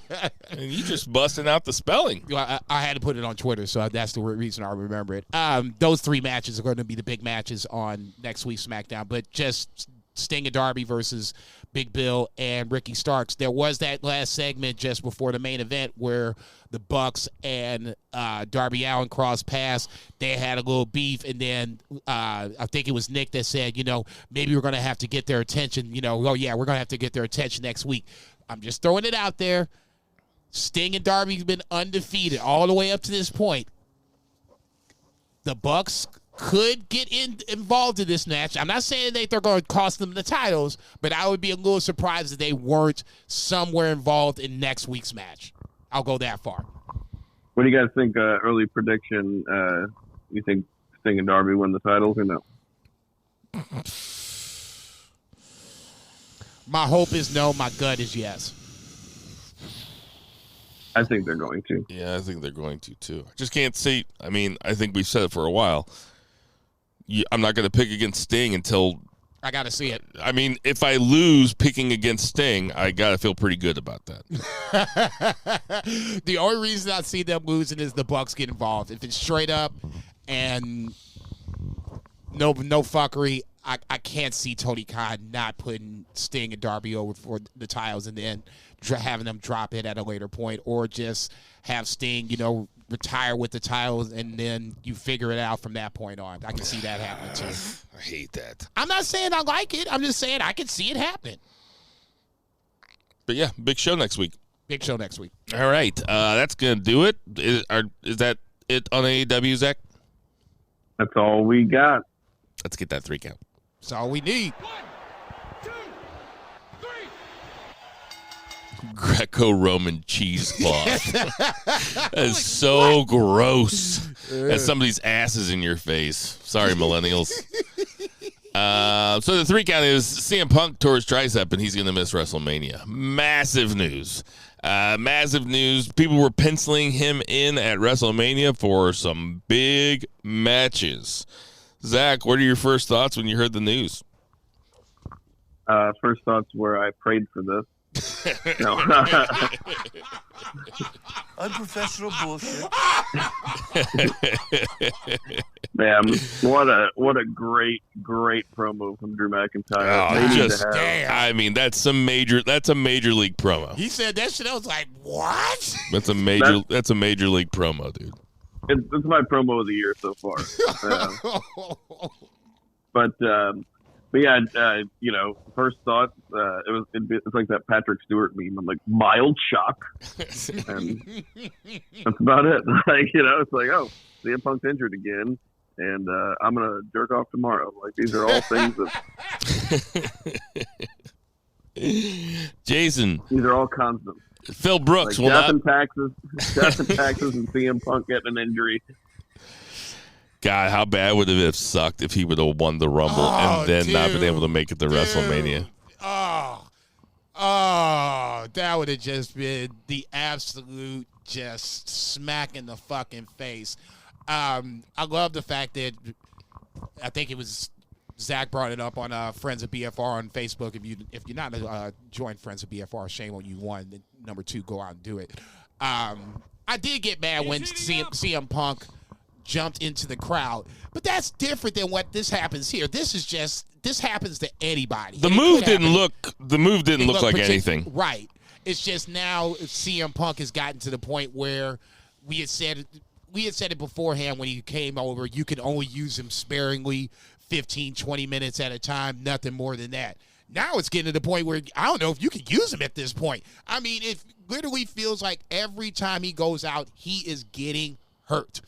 The fact that we have to put whatever plan that was in place aside because I felt like that Cody-Seth segment on Monday night was a direct result of CM Punk getting hurt. If Punk didn't get hurt, I don't think we get that segment. Maybe there's just me overthinking shit again, but that's just what I do. Neither here nor there. It's a damn shame because I would be lying if I said I didn't get invested in the Punk Cody at the end of the Royal Rumble, and then I was thinking as Punk's looking up to Cody, I was like, okay, not a big deal. Elimination Chamber's around the corner. Punk will be in it. You can still continue this tease of whatever you want to do. Now this motherfucker ain't going to be in this shit. Drew's acting no goddamn fool, and if he is not re-signed or his contract is coming up, you need to go ahead and re-sign him. He is doing some of his best work post-pandemic champion that he's done on the main roster, period, point blank. So this is they're going to have to think on their feet here because I got to think they had WrestleMania pretty close to set in their mind. And this throws a big old wrench into the machine because CM Punk was probably slotted for the main event night 1 at WrestleMania. I think that's kind of the conventional wisdom, and I'll go with it. I thought it was going to be him versus Seth. So, now who does Seth face? Seth Rollins comes out on Raw and cuts a promo basically I thought it was really bad. I thought it was a really bad look from your champ. He basically begs Cody to challenge him at WrestleMania. I think that makes you look weak as fuck. What do you think, Jason? Not a big fan of it. It's kind of like what Three Beer was saying about Kyle Fletcher getting pinned on TV as the TV champion. I was just kind of like, ugh, come on, man. I'm saying you got a whole roster in the back that could do this shit. No need to have your TV champion getting pinned here. It does kind of appear for Seth to look like he's in a lesser, weaker position. He's a champion just like Roman is. So I don't see why he has to come to, I hate to use the word beg, but that's the first words that's coming out of my mouth. I would have just came, if you wanted to go that route, Seth should just come out with bum knee aside, I owe you one. Hell, I owe you two. And now, this is the chance for me to get my, payback on you. I don't care about this knee. I'm ready for you and me to, be the main event. Just go a different route versus the route that they went, because it felt like he came off as, I need this. I'm begging you to do this. Don't do it like this. Don't be, this kind of champion. Be the champion that your father would be proud of. Man, fuck that. He beat you twice. That should be, I'm sorry, 3 times. Okay, that should be the moral of the story. Fuck that. I owe you one. I got this bad knee. It ain't going to stop me. We should be wrestling for the title at WrestleMania. Go that route. Zach. Yeah, I didn't, I'm not saying either you guys are wrong or both you guys are wrong. I just didn't see it that way. I kind of saw him come out and kind of putting his title over Roman's and really kind of digging in at Roman more than kind of begging Cody. I thought it was kind of cool. I thought it was something I did not expect, and it was something that I think is also clever because we have a little bit of time between then and now, and then they can stretch it out, pop some ratings, make it a little bit less obvious, a little less telegraphed. But I totally see your guys' point. It just wasn't my initial reaction. I mean, I was okay with it. I see the point that you're making too about it being. I mean, it was all about Roman. Like, it was almost like putting over Roman as a bigger beast than he's already booked. I mean, that's how it seemed to me. It was like, well, do we have to talk about him all the time? Does he always have to be the one that we talk about? The end. So he's affecting this belt also? The end of the Royal Rumble. All roads lead to Roman. Was Cody pointing up at Roman. I'm like, okay, well, this is taken care of. Check. So now we're doing Seth Punk. Check. So in my head, I'm already like, okay, so we got, a little bit of WrestleMania. The main events are pretty much set. I mean, now I'm sitting here thinking about, like, is that really terrible booking? It is kind of wild just to have such a fucking dominant champion. It is just, I don't know. It's just so unique compared to what we've seen. Yeah, I mean, I don't know. It's fucking crazy.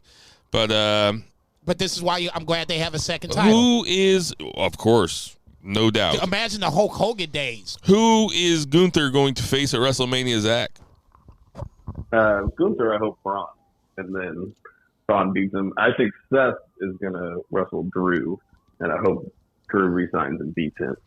I can't see Gunther losing at WrestleMania. Really? I think that he's had such a great year that the type of thing that they do is not have guys like that lose at WrestleMania. He has not won the title yet, the big boy. Him losing kind of promotes him, though, I feel like. I could see him losing like the next night on Raw.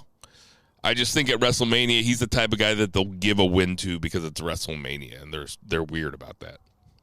He got one. He got one last year, and he's gotten wins for the last. I mean, I don't know. I'd be surprised if he held it until Mania and didn't lose it. I can see him losing it before Mania. Jason, who do you think he's going to fight? Gunther's like fucking rolling. We're running out of options at this point. I think it's Seth, title for title. Honestly, I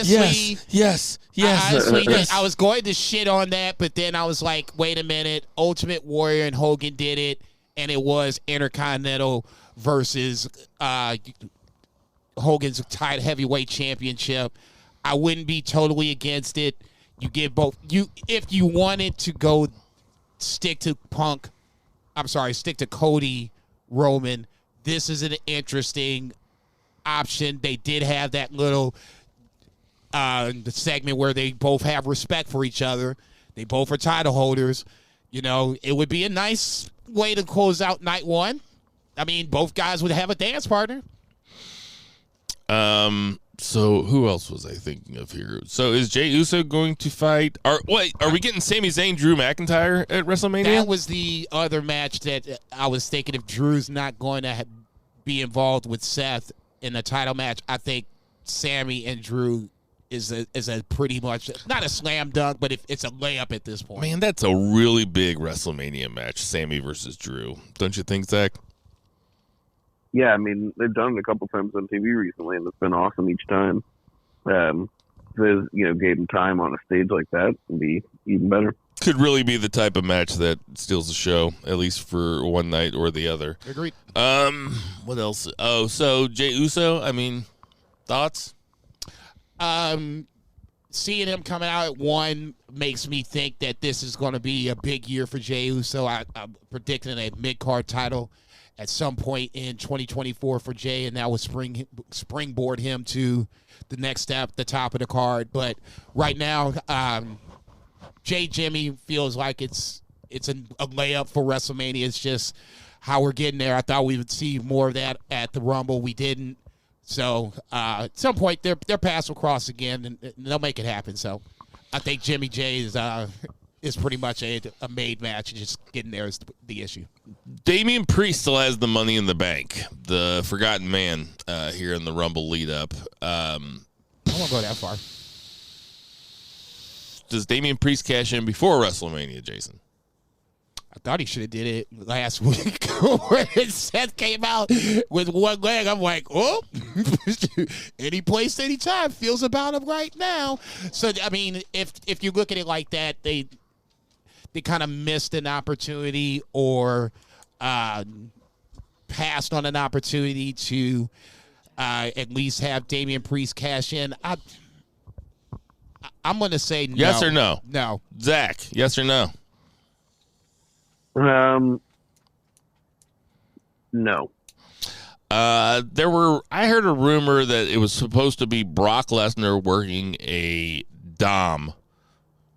Brock Lesnar was supposed to be working Dom for a while.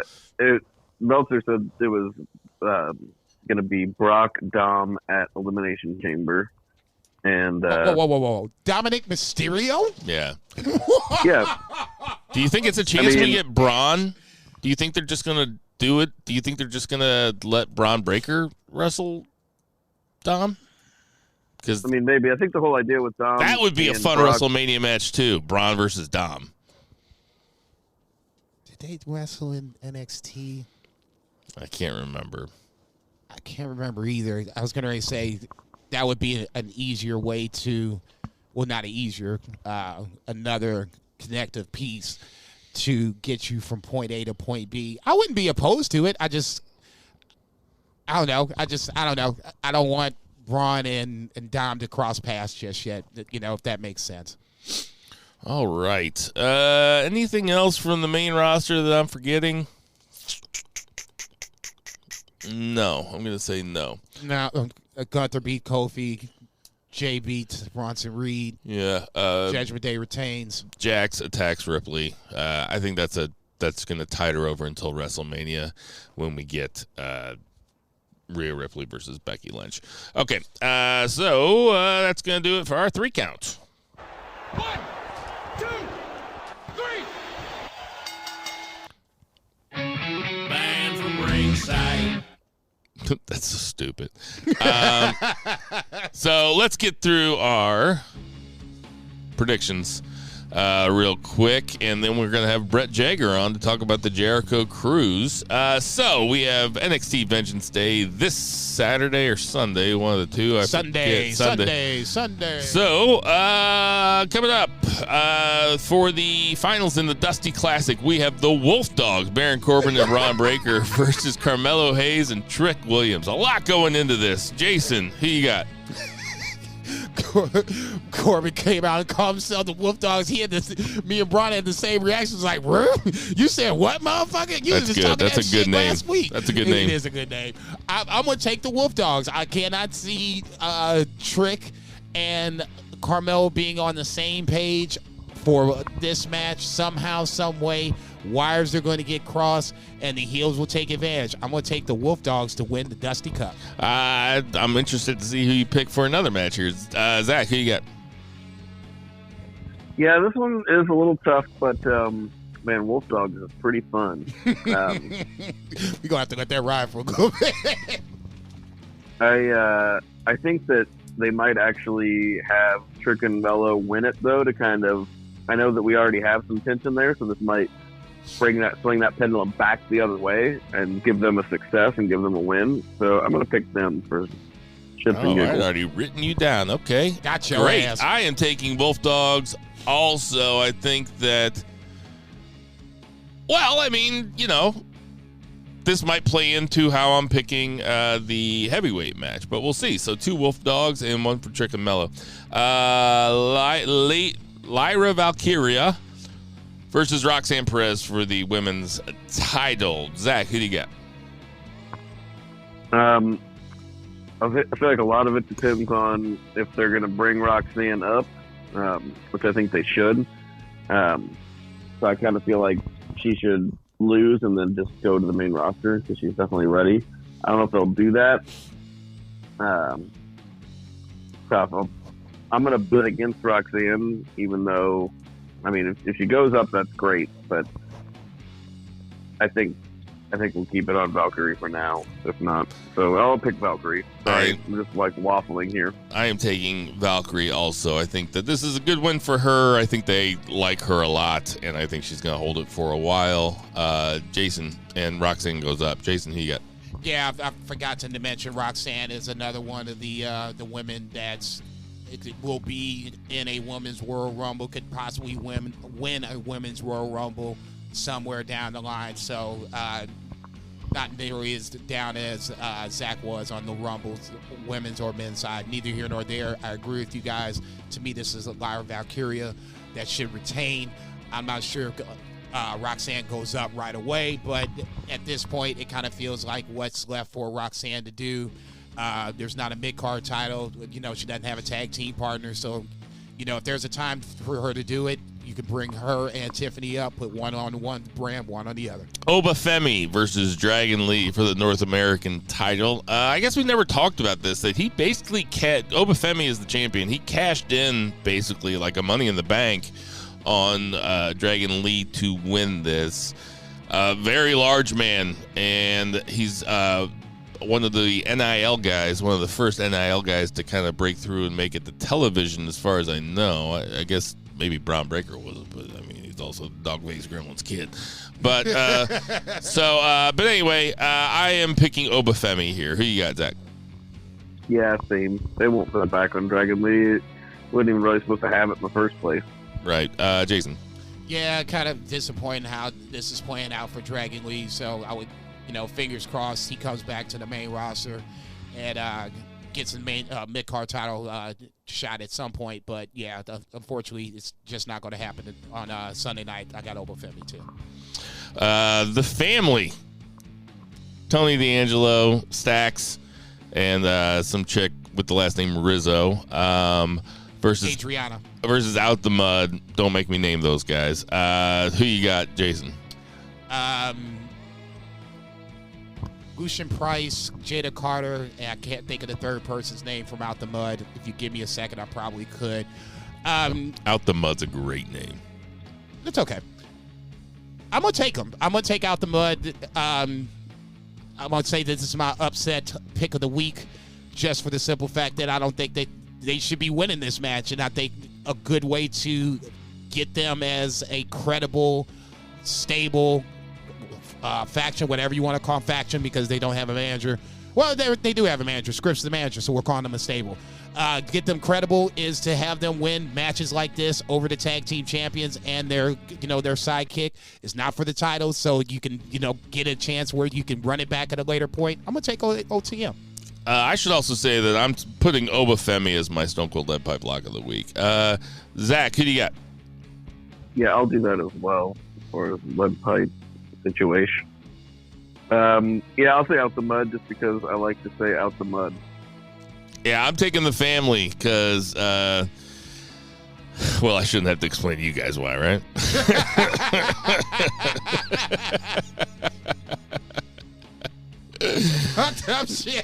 Just fucking around. I just think Tony D'Angelo.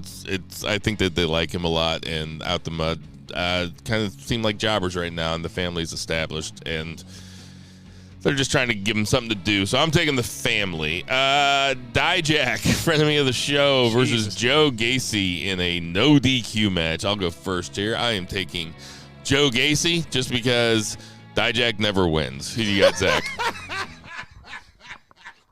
That's pretty astute of you, actually.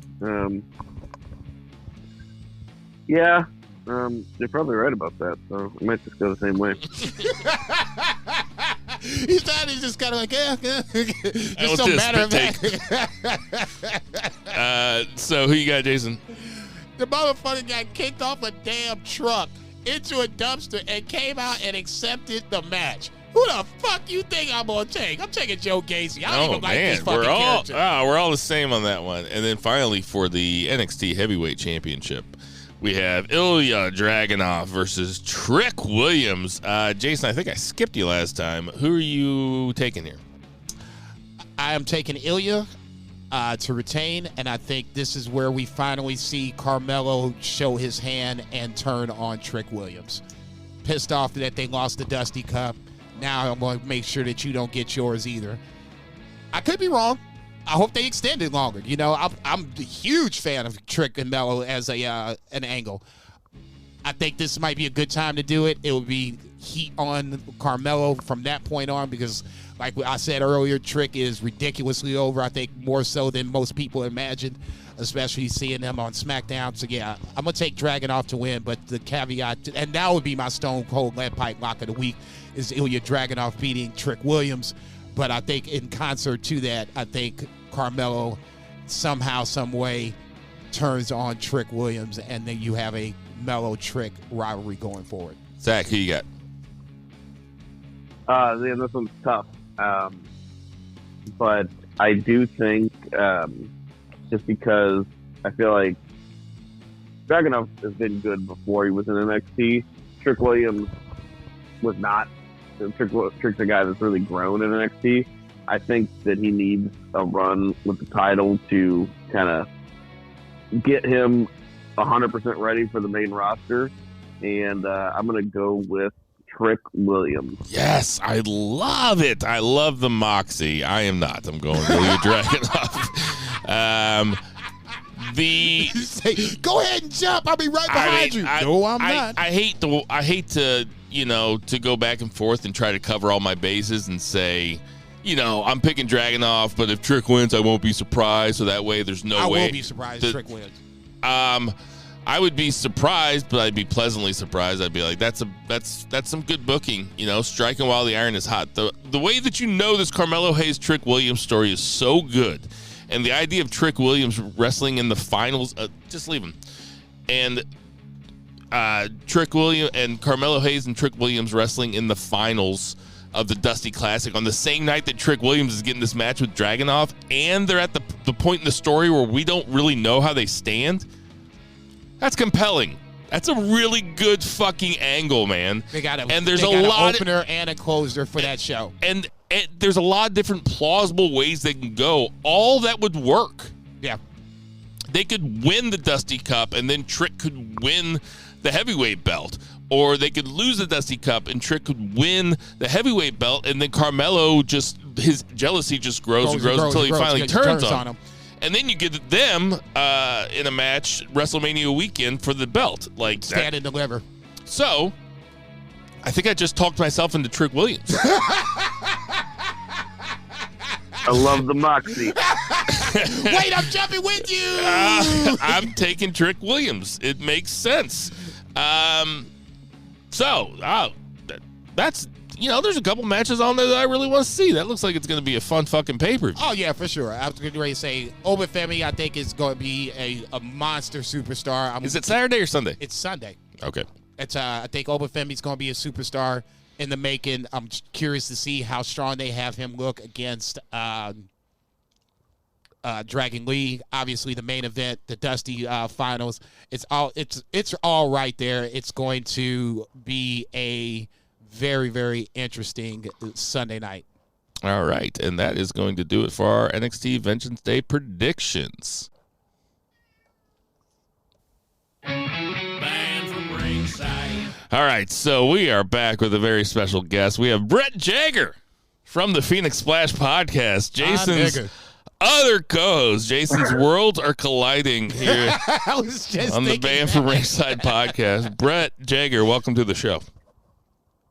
Thank you. And to steal a line from my good friend and JCB's Wrestling Lord and Savior, High Five Tom, gentlemen, how the fuck are you? So, you just got back from the Jericho Cruise, is that correct? I sure did, about 2 days ago, and I am, I'd say just now, fully recovered. How did this come about? How did your trip on the Jericho Cruise come about? Yeah, happened quickly and pretty recently. So a good buddy of mine from college who lives down in Florida. I live in northern Kentucky, Cincinnati area. Guy I don't really see a lot. He's also a wrestling fan. I had known he had bought like a cabin. Like you have to buy them like in February, basically, like a year in advance. So he told me then, and I just didn't think about it because I wasn't really ever planning on going. And then probably, I don't know, 2 months ago, 2.5 months ago, tops, he hits me up and he's like, hey, you want to go on the cruise with me? I'm like, well, fuck, I'd love to, but I can't afford it right now. I had just gotten a job. I was in debt, yada, yada, yada. Sure. Never in my mind was it a possibility. And he's like, well, girlfriend can't go. I can't find anyone to go with. You get a flight to Miami, and that's all you need to do. And I'm like, okay. So same last player. had to clear it with work because my boss's wife was due like right around the same time, and he's like, we'll be fine, go. Fortunately, she gave birth about a week before. All is well. Is your boss's wife Alexa Bliss? Unfortunately not, but well, the thing about it too is, remember end of December when the allegations or what have you, the Kylie Ray shit in Jericho came up. At that time, I still hadn't bought a flight. I was planning on going, but just hadn't pulled the trigger officially. And I'm like, well, shit. I mean, what if, who knows? People drop out, whatever. Yeah. So I was just kind of like, well, let's give it a few days, see what happens. Obviously, nothing came of it. And once they started adding, they started announcing wrestlers, matches.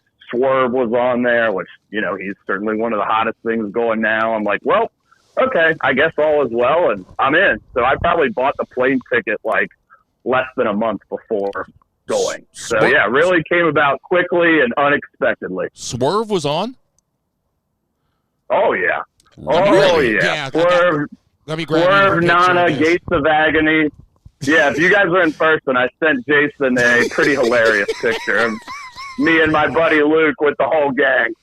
I'm going to put it on our thread for BFR. You guys are So how many matches, how many nights were you on the cruise? So it was 4 nights total, and there was wrestling every night. Some of it was 2 sessions, so there'd be a late afternoon session and the night session. So I would say about 2.5 to 3 hours a day. And I've never, how many cruises have you been on? I've never been on a cruise. Never been on a cruise.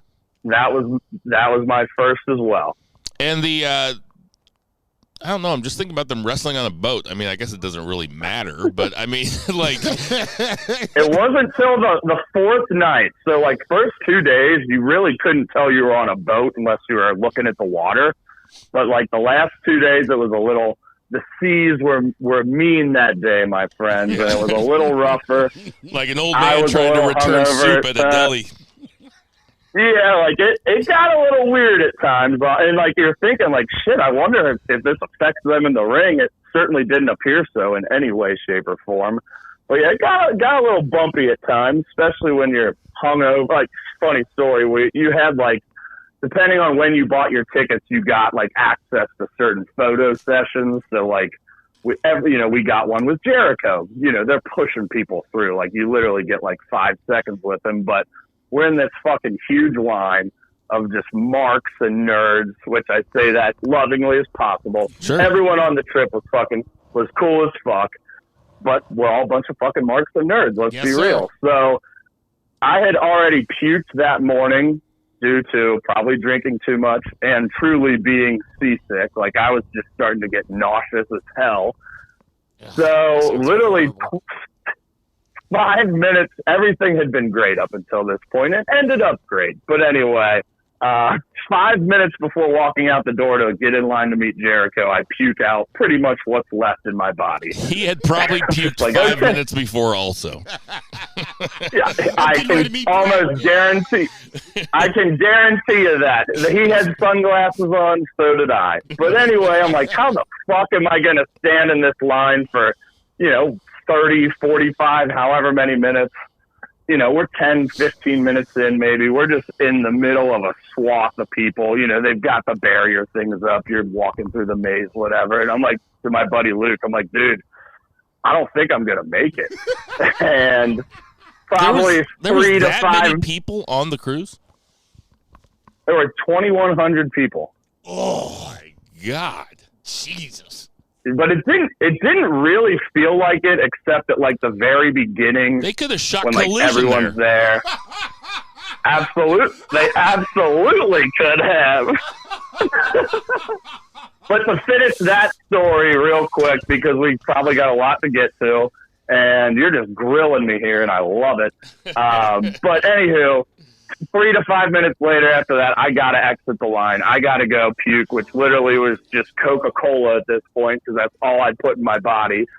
And then I go back in line. I'm like, well, you guys have like a barf bag or something? Because at this point, like, the boat's rocking. Everyone knows it. It's affecting some worse than others, whatever. But they're like, well, maybe we can just push you to the front. And this girl like gets on a walkie-talkie, and sure enough, we just jump right to the front of the line and skip probably 200 people. Yeah, it was fucking tight. Yeah, but again, like, I had actually met Jericho at a rock concert, because it's literally it's a music festival on a boat with wrestling and comedy as well. And any corner you turn, there could just be a wrestler standing right next to you. Did Powerhouse Hobbs unhook the velvet rope to let you to the front? Stop. Yeah, and Private Party was standing right there ripping shots.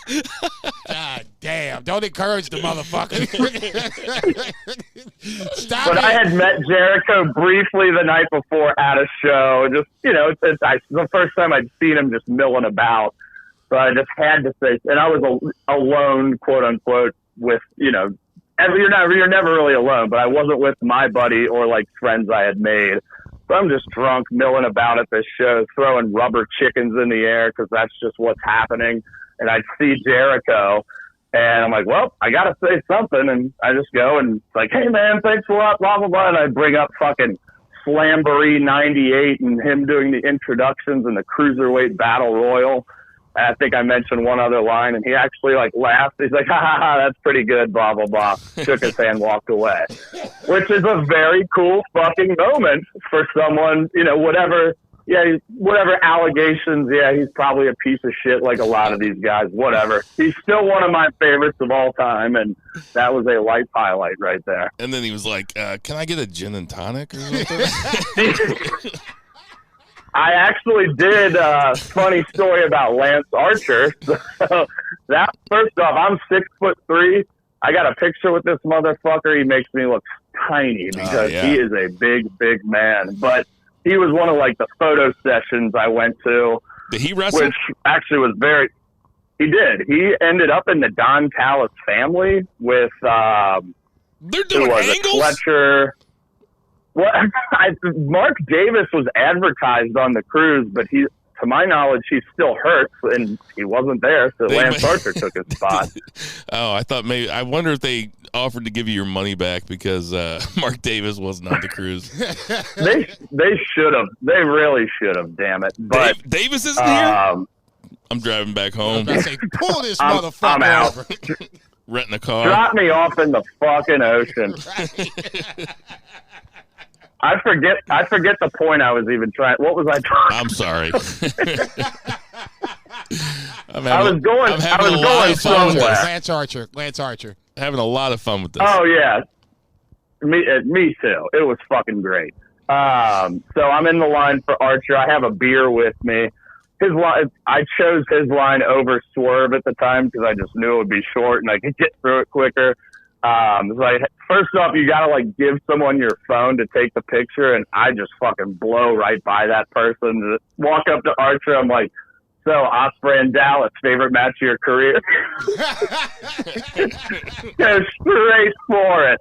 And he's like, yeah, that's definitely up there. And then he's like, you got to give him your phone. So I'm like, oh shit, fucking like fumble my phone out. And then he's like, what, you bring a drink and don't bring one for me? And then I kind of, yeah. And then he's like, get the fuck out of here.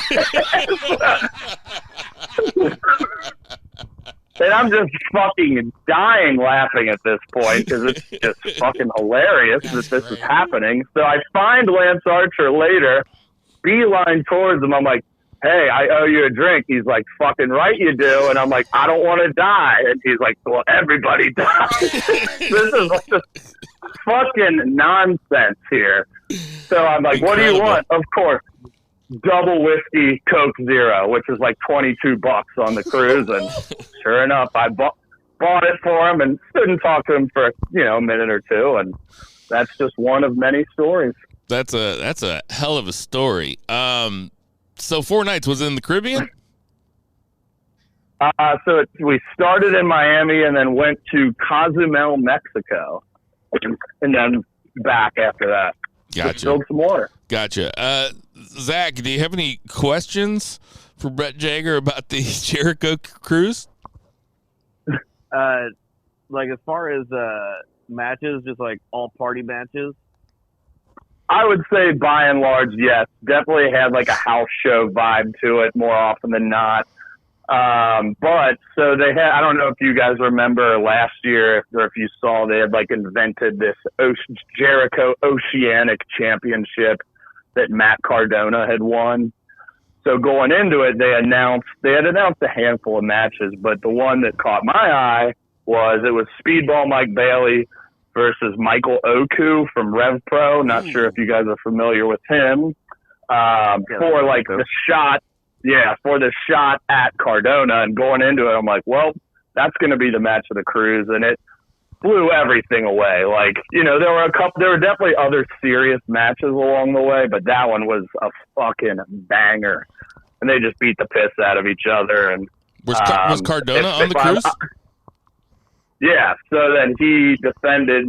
I mean, do you want me to tell you who won? I don't know if this shit's ever going to be broadcast. Yeah, no, go ahead and tell us. Yeah, you can tell us. So, yeah, I figured. So, Oku beat Speedball, and then it was Oku versus Cardona for the Oceanic title, which was also a great match.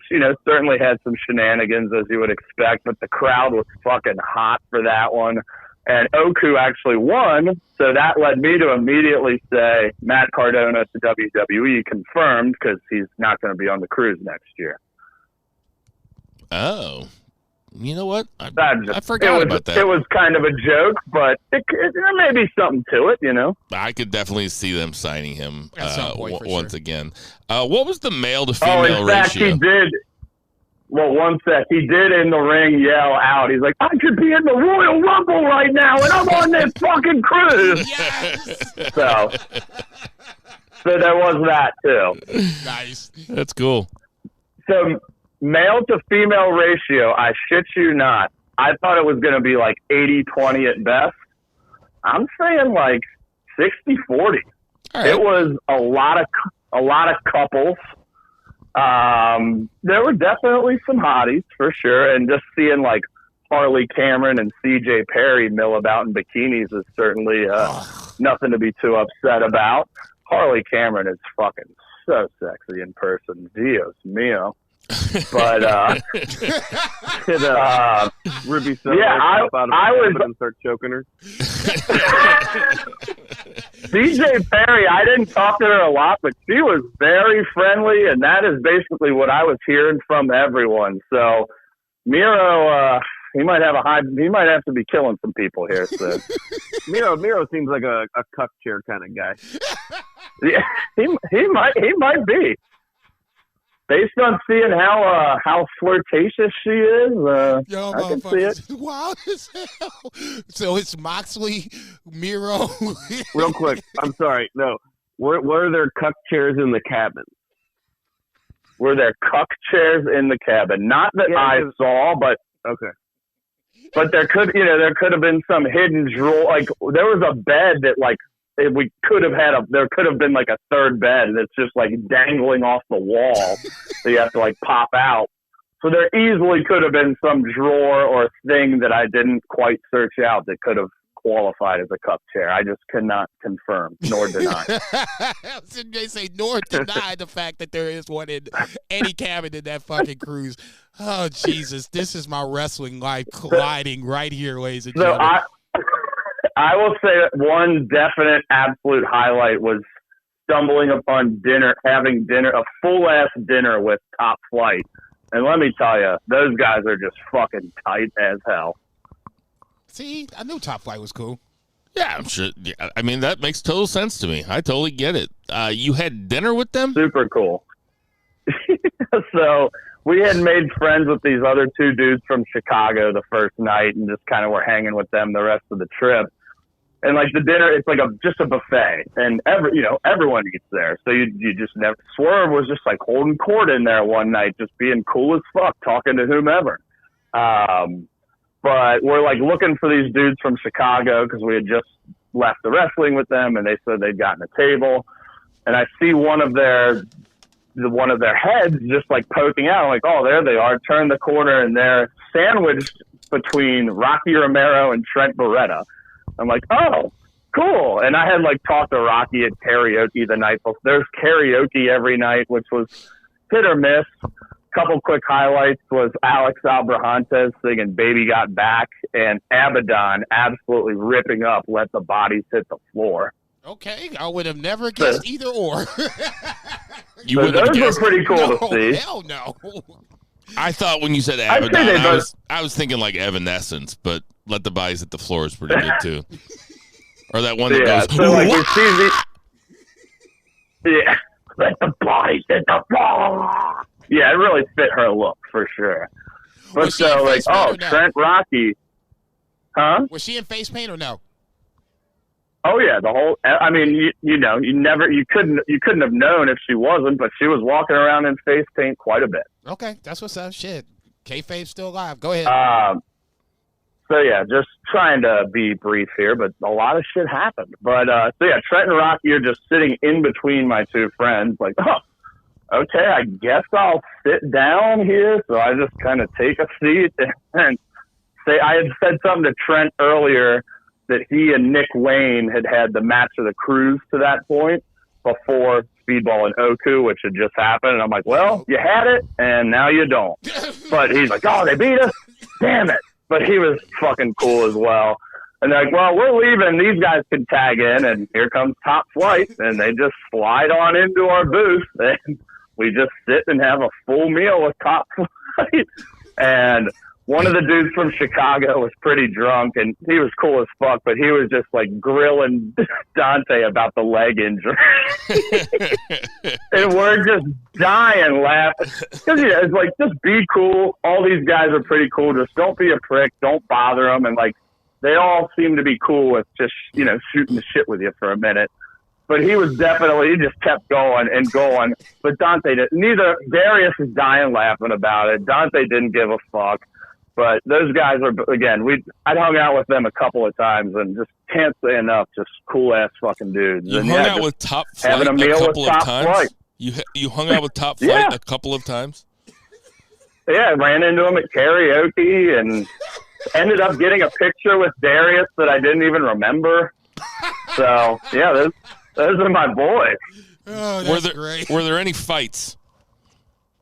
No, not that I saw. No, actually, like, I mean this when I say it. Like, I wouldn't say I had an interaction or met someone that I would say was an asshole or a prick. Like, everyone got along. You know, I'm sure shit probably happened that I didn't see. But definitely, and it was. Go ahead. What percentage of dudes on the cruise do you think you could have beaten up? I'll just say a nice even 75. All right. Okay. And I've never been in a fight in my life. Yeah. So you're 6'3". You got reach. But I'm 6'3", 230. Yeah, I can fuck around. Yeah, sure. Okay. Also, another thing is just the sheer amount of people cosplaying as wrestlers or just whatever the fuck. Every single, like, one guy was dressed as Jesus every day, and that's just his thing, and he's done it on all the cruises. And one Hook guy's was dressed there. as Ric Flair. Stop. You ain't shit. Stop this shit right now. Sorry, I cut you off. A guy dressed as Jesus and a guy dressed as Ric Flair. It's just so many. Gold Dust, Timeless Tony Storm, a guy and a girl, and anything you can think, like, just, and that's something I just didn't even think about because, you know, I could fuck around and dress up in a costume for one day. I certainly wouldn't do it all 4 days, but it just, that didn't even cross my mind. And then I'm like, wait a second, I'm on a fucking cruise with all fucking wrestling fans. Of course people are going to be dressing up. Yeah, man, it's like what's the Trek Fest called? What the fuck? Why can't I think of what that's called? What you talking about, like Monster Truck or whatever? No, for Star Trek. No, I think it says Trek. Yeah, the Truck Fest. You know, people that are real into Monster Truck Fest. Yeah, right, yeah, Dad. Just dress up like monster trucks. It's like Comic-Con or whatever. Yeah, I mean, there's a con for everything these days. Yeah. Well, that's fun. Any other big stories? I wouldn't say nothing else big. I'm trying to think. I'll be honest, Fozzy, pretty fucking good. Like, not typically like the music I care about or like I consider it butt rock. But I'll tell you what, they put on a good show. It was very fun. Everyone's having a good time. They did one set that was all like 80s covers, which was awesome. And it was a lot of different like tribute bands. But like, you know, most of the music I saw was good. They had, there was live Talk is Jericho, which we went to one that was like about ECW with like Devon, Bubba, Missy Hyatt, Jerry Lynn. Just fun, mostly just them just ripping on Paul Heyman, but fun shit. Hacksaw Jim Duggan did comedy, which was just him telling stories from the road, but I eat that shit up. Like, that shit's always funny to me, and I ran into him at one point. Guy's just nice as fuck. He was just taking pictures with everyone. Like, I wasn't someone that was going up to everyone and getting pictures, like getting selfies, but that's definitely something a lot of people do. The ones I got were Hacksaw Jim Duggan, Ted Irvin, who's Chris Jericho's dad, and Action Andretti, and I was wasted for that one. Chris Jericho's dad played for the St. Louis Blues, right? I think so, yeah. I believe that. Don't quote me on that. I think Blues and the Rangers, maybe? Yeah, I was getting ready to say Rangers, I remember that for sure, but I was about to say the Blues, I'm like 70% sure, but that sounded right. So I know you didn't pay for the ticket, but would you go again? Oh, absolutely. Planning on going again. I mean, it was, like I said, just the idea of being on a boat and just any current, I can't fucking talk, any corner you turn, any elevator you get on, you just never know who you're going to fucking run. Like, we rode an elevator up with Devon Dudley for 8 floors. That's weird like 8 floors? Yeah. Yeah, I went from 4 to 13. I guess I don't understand cruise ships. It's bizarre. Like, that was half the fun, too, having never been on a cruise, just fucking exploring the boat. Zach, and just walking around and just seeing what you can find or what you can get into. Zach, you ever been on a cruise? No, I have not. I like the idea of the Jericho Cruise because I like the trappings of it, but cruise is not for me. I think I would have been just like Brett and seasick, and I'm not like paying a shitload of money to go be miserable. I also have like pretty hardcore anxiety. And yeah, I was getting ready to say. I think I remember you saying this before. Yeah. I would say like cruises to me in general. Obviously, I'd never been on one. I always like kind of wanted to do it just for the experience, like a general cruise. But certainly happy that this was my first one, and I can't really imagine going on just a normal ass cruise after this. But another thing though, like I mentioned, those two dudes from Chicago, just other people we met, like exchange numbers. It's like, yeah, I'm not going to be fucking hitting you up all the time, but like those dudes live in Chicago. We're going up there for Windy City Riot in April. It's like, I'll hit you up and we'll fucking hang out because you're a cool ass motherfucker. So did the dudes from Chicago? Did the dudes from Chicago have their own podcast? They do. It's been defunct for a while. Okay, all right. Of course they did. The percentage of people on this cruise that had a podcast got to be like honestly. 35. It didn't come up nearly as much as I thought, and I didn't even bring it up till the fourth night. But probably at least 50%. Oh yeah, I've been handing out BFR. Are you allowed to like hand out shirts? Like if we brought a bunch of BFR shirts, could we just hand out a bunch of BFR shirts? Sorry, I don't see why not. I didn't see anyone policing it. Yeah, that sounds like, I mean, yeah, I bet the percentage of podcasts on that cruise were quite a few. I bet some guys just, their whole podcast, they just recorded the Talk is Jericho live and played it back as their own podcast. They're like, yeah, I'm here. Well, thank you so much for joining the Band from Ringside podcast, and thanks for telling the story. It's really good stuff. Absolutely. Certainly. Hey, everybody, we got some birthdays this week. Ronda Rousey.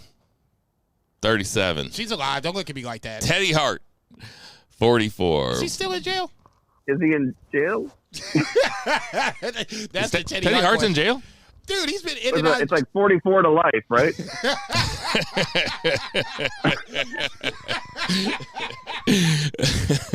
Brian Cage is 40. Isla Dawn is 30. Oh, you know what we forgot to say is that Alba Fire looked really good in that women's Royal Rumble. She was cool. She got the crowd behind her. Haku. Bless you. A.K.A. Meng, 65. Marty Jannetty, 64. I think he lives around here somewhere. Oh, God, I hope not. I think his kid went to my high school. Keep Edna Mayer away from that son of a bitch. Carrie Von Erich would have been 64. R.I.P. Chris Sabin is 42. Damian Priest, the aforementioned, is 42. Connor. It seems like it's Connor and Victor's birthday all the fucking time. Connor, I hope you're doing good out there, Connor, man. Was Connor on the cruise? Connor, unfortunately, was not on the cruise. No, I was looking for him, though. Actually, Brian Cage was the only non-Mogul Embassy member. So I'm like, has he got some beef with Jericho or something? Yeah, maybe he does. Now that's going to get aggregated. We're gonna go viral with that shit. I'm fine with that one. Well, he might have just been on Collision. Who knows? Hikuleo is 33. NJPW Tag Team Champion. Never would have thought it. Hikuleo. Just when I thought I was shitting on them enough for not pushing them after Jay White, but now you got it. Hey, everybody, we know there's tons of podcasts to listen to, so we appreciate you guys listening to our podcast, especially you, Brett, for coming on after meeting all those other podcasters on the cruise, for coming on and sharing your story on our podcast. Thank you for being here, Brett Jager. Check. Hey, like I said, my pleasure. And hey, Zach, glad to meet you, my man. First time, happy to be here. Hopefully get to do it again. For my family, for Tender Mahal, for Murray the Merman Murray, for Lucha Chris, for Patriot Pat, for Vice, for Three Beer Zach Paul, and for Jason Cornelius. I am Bill Vagey, and boo the heels. Boo, bitch.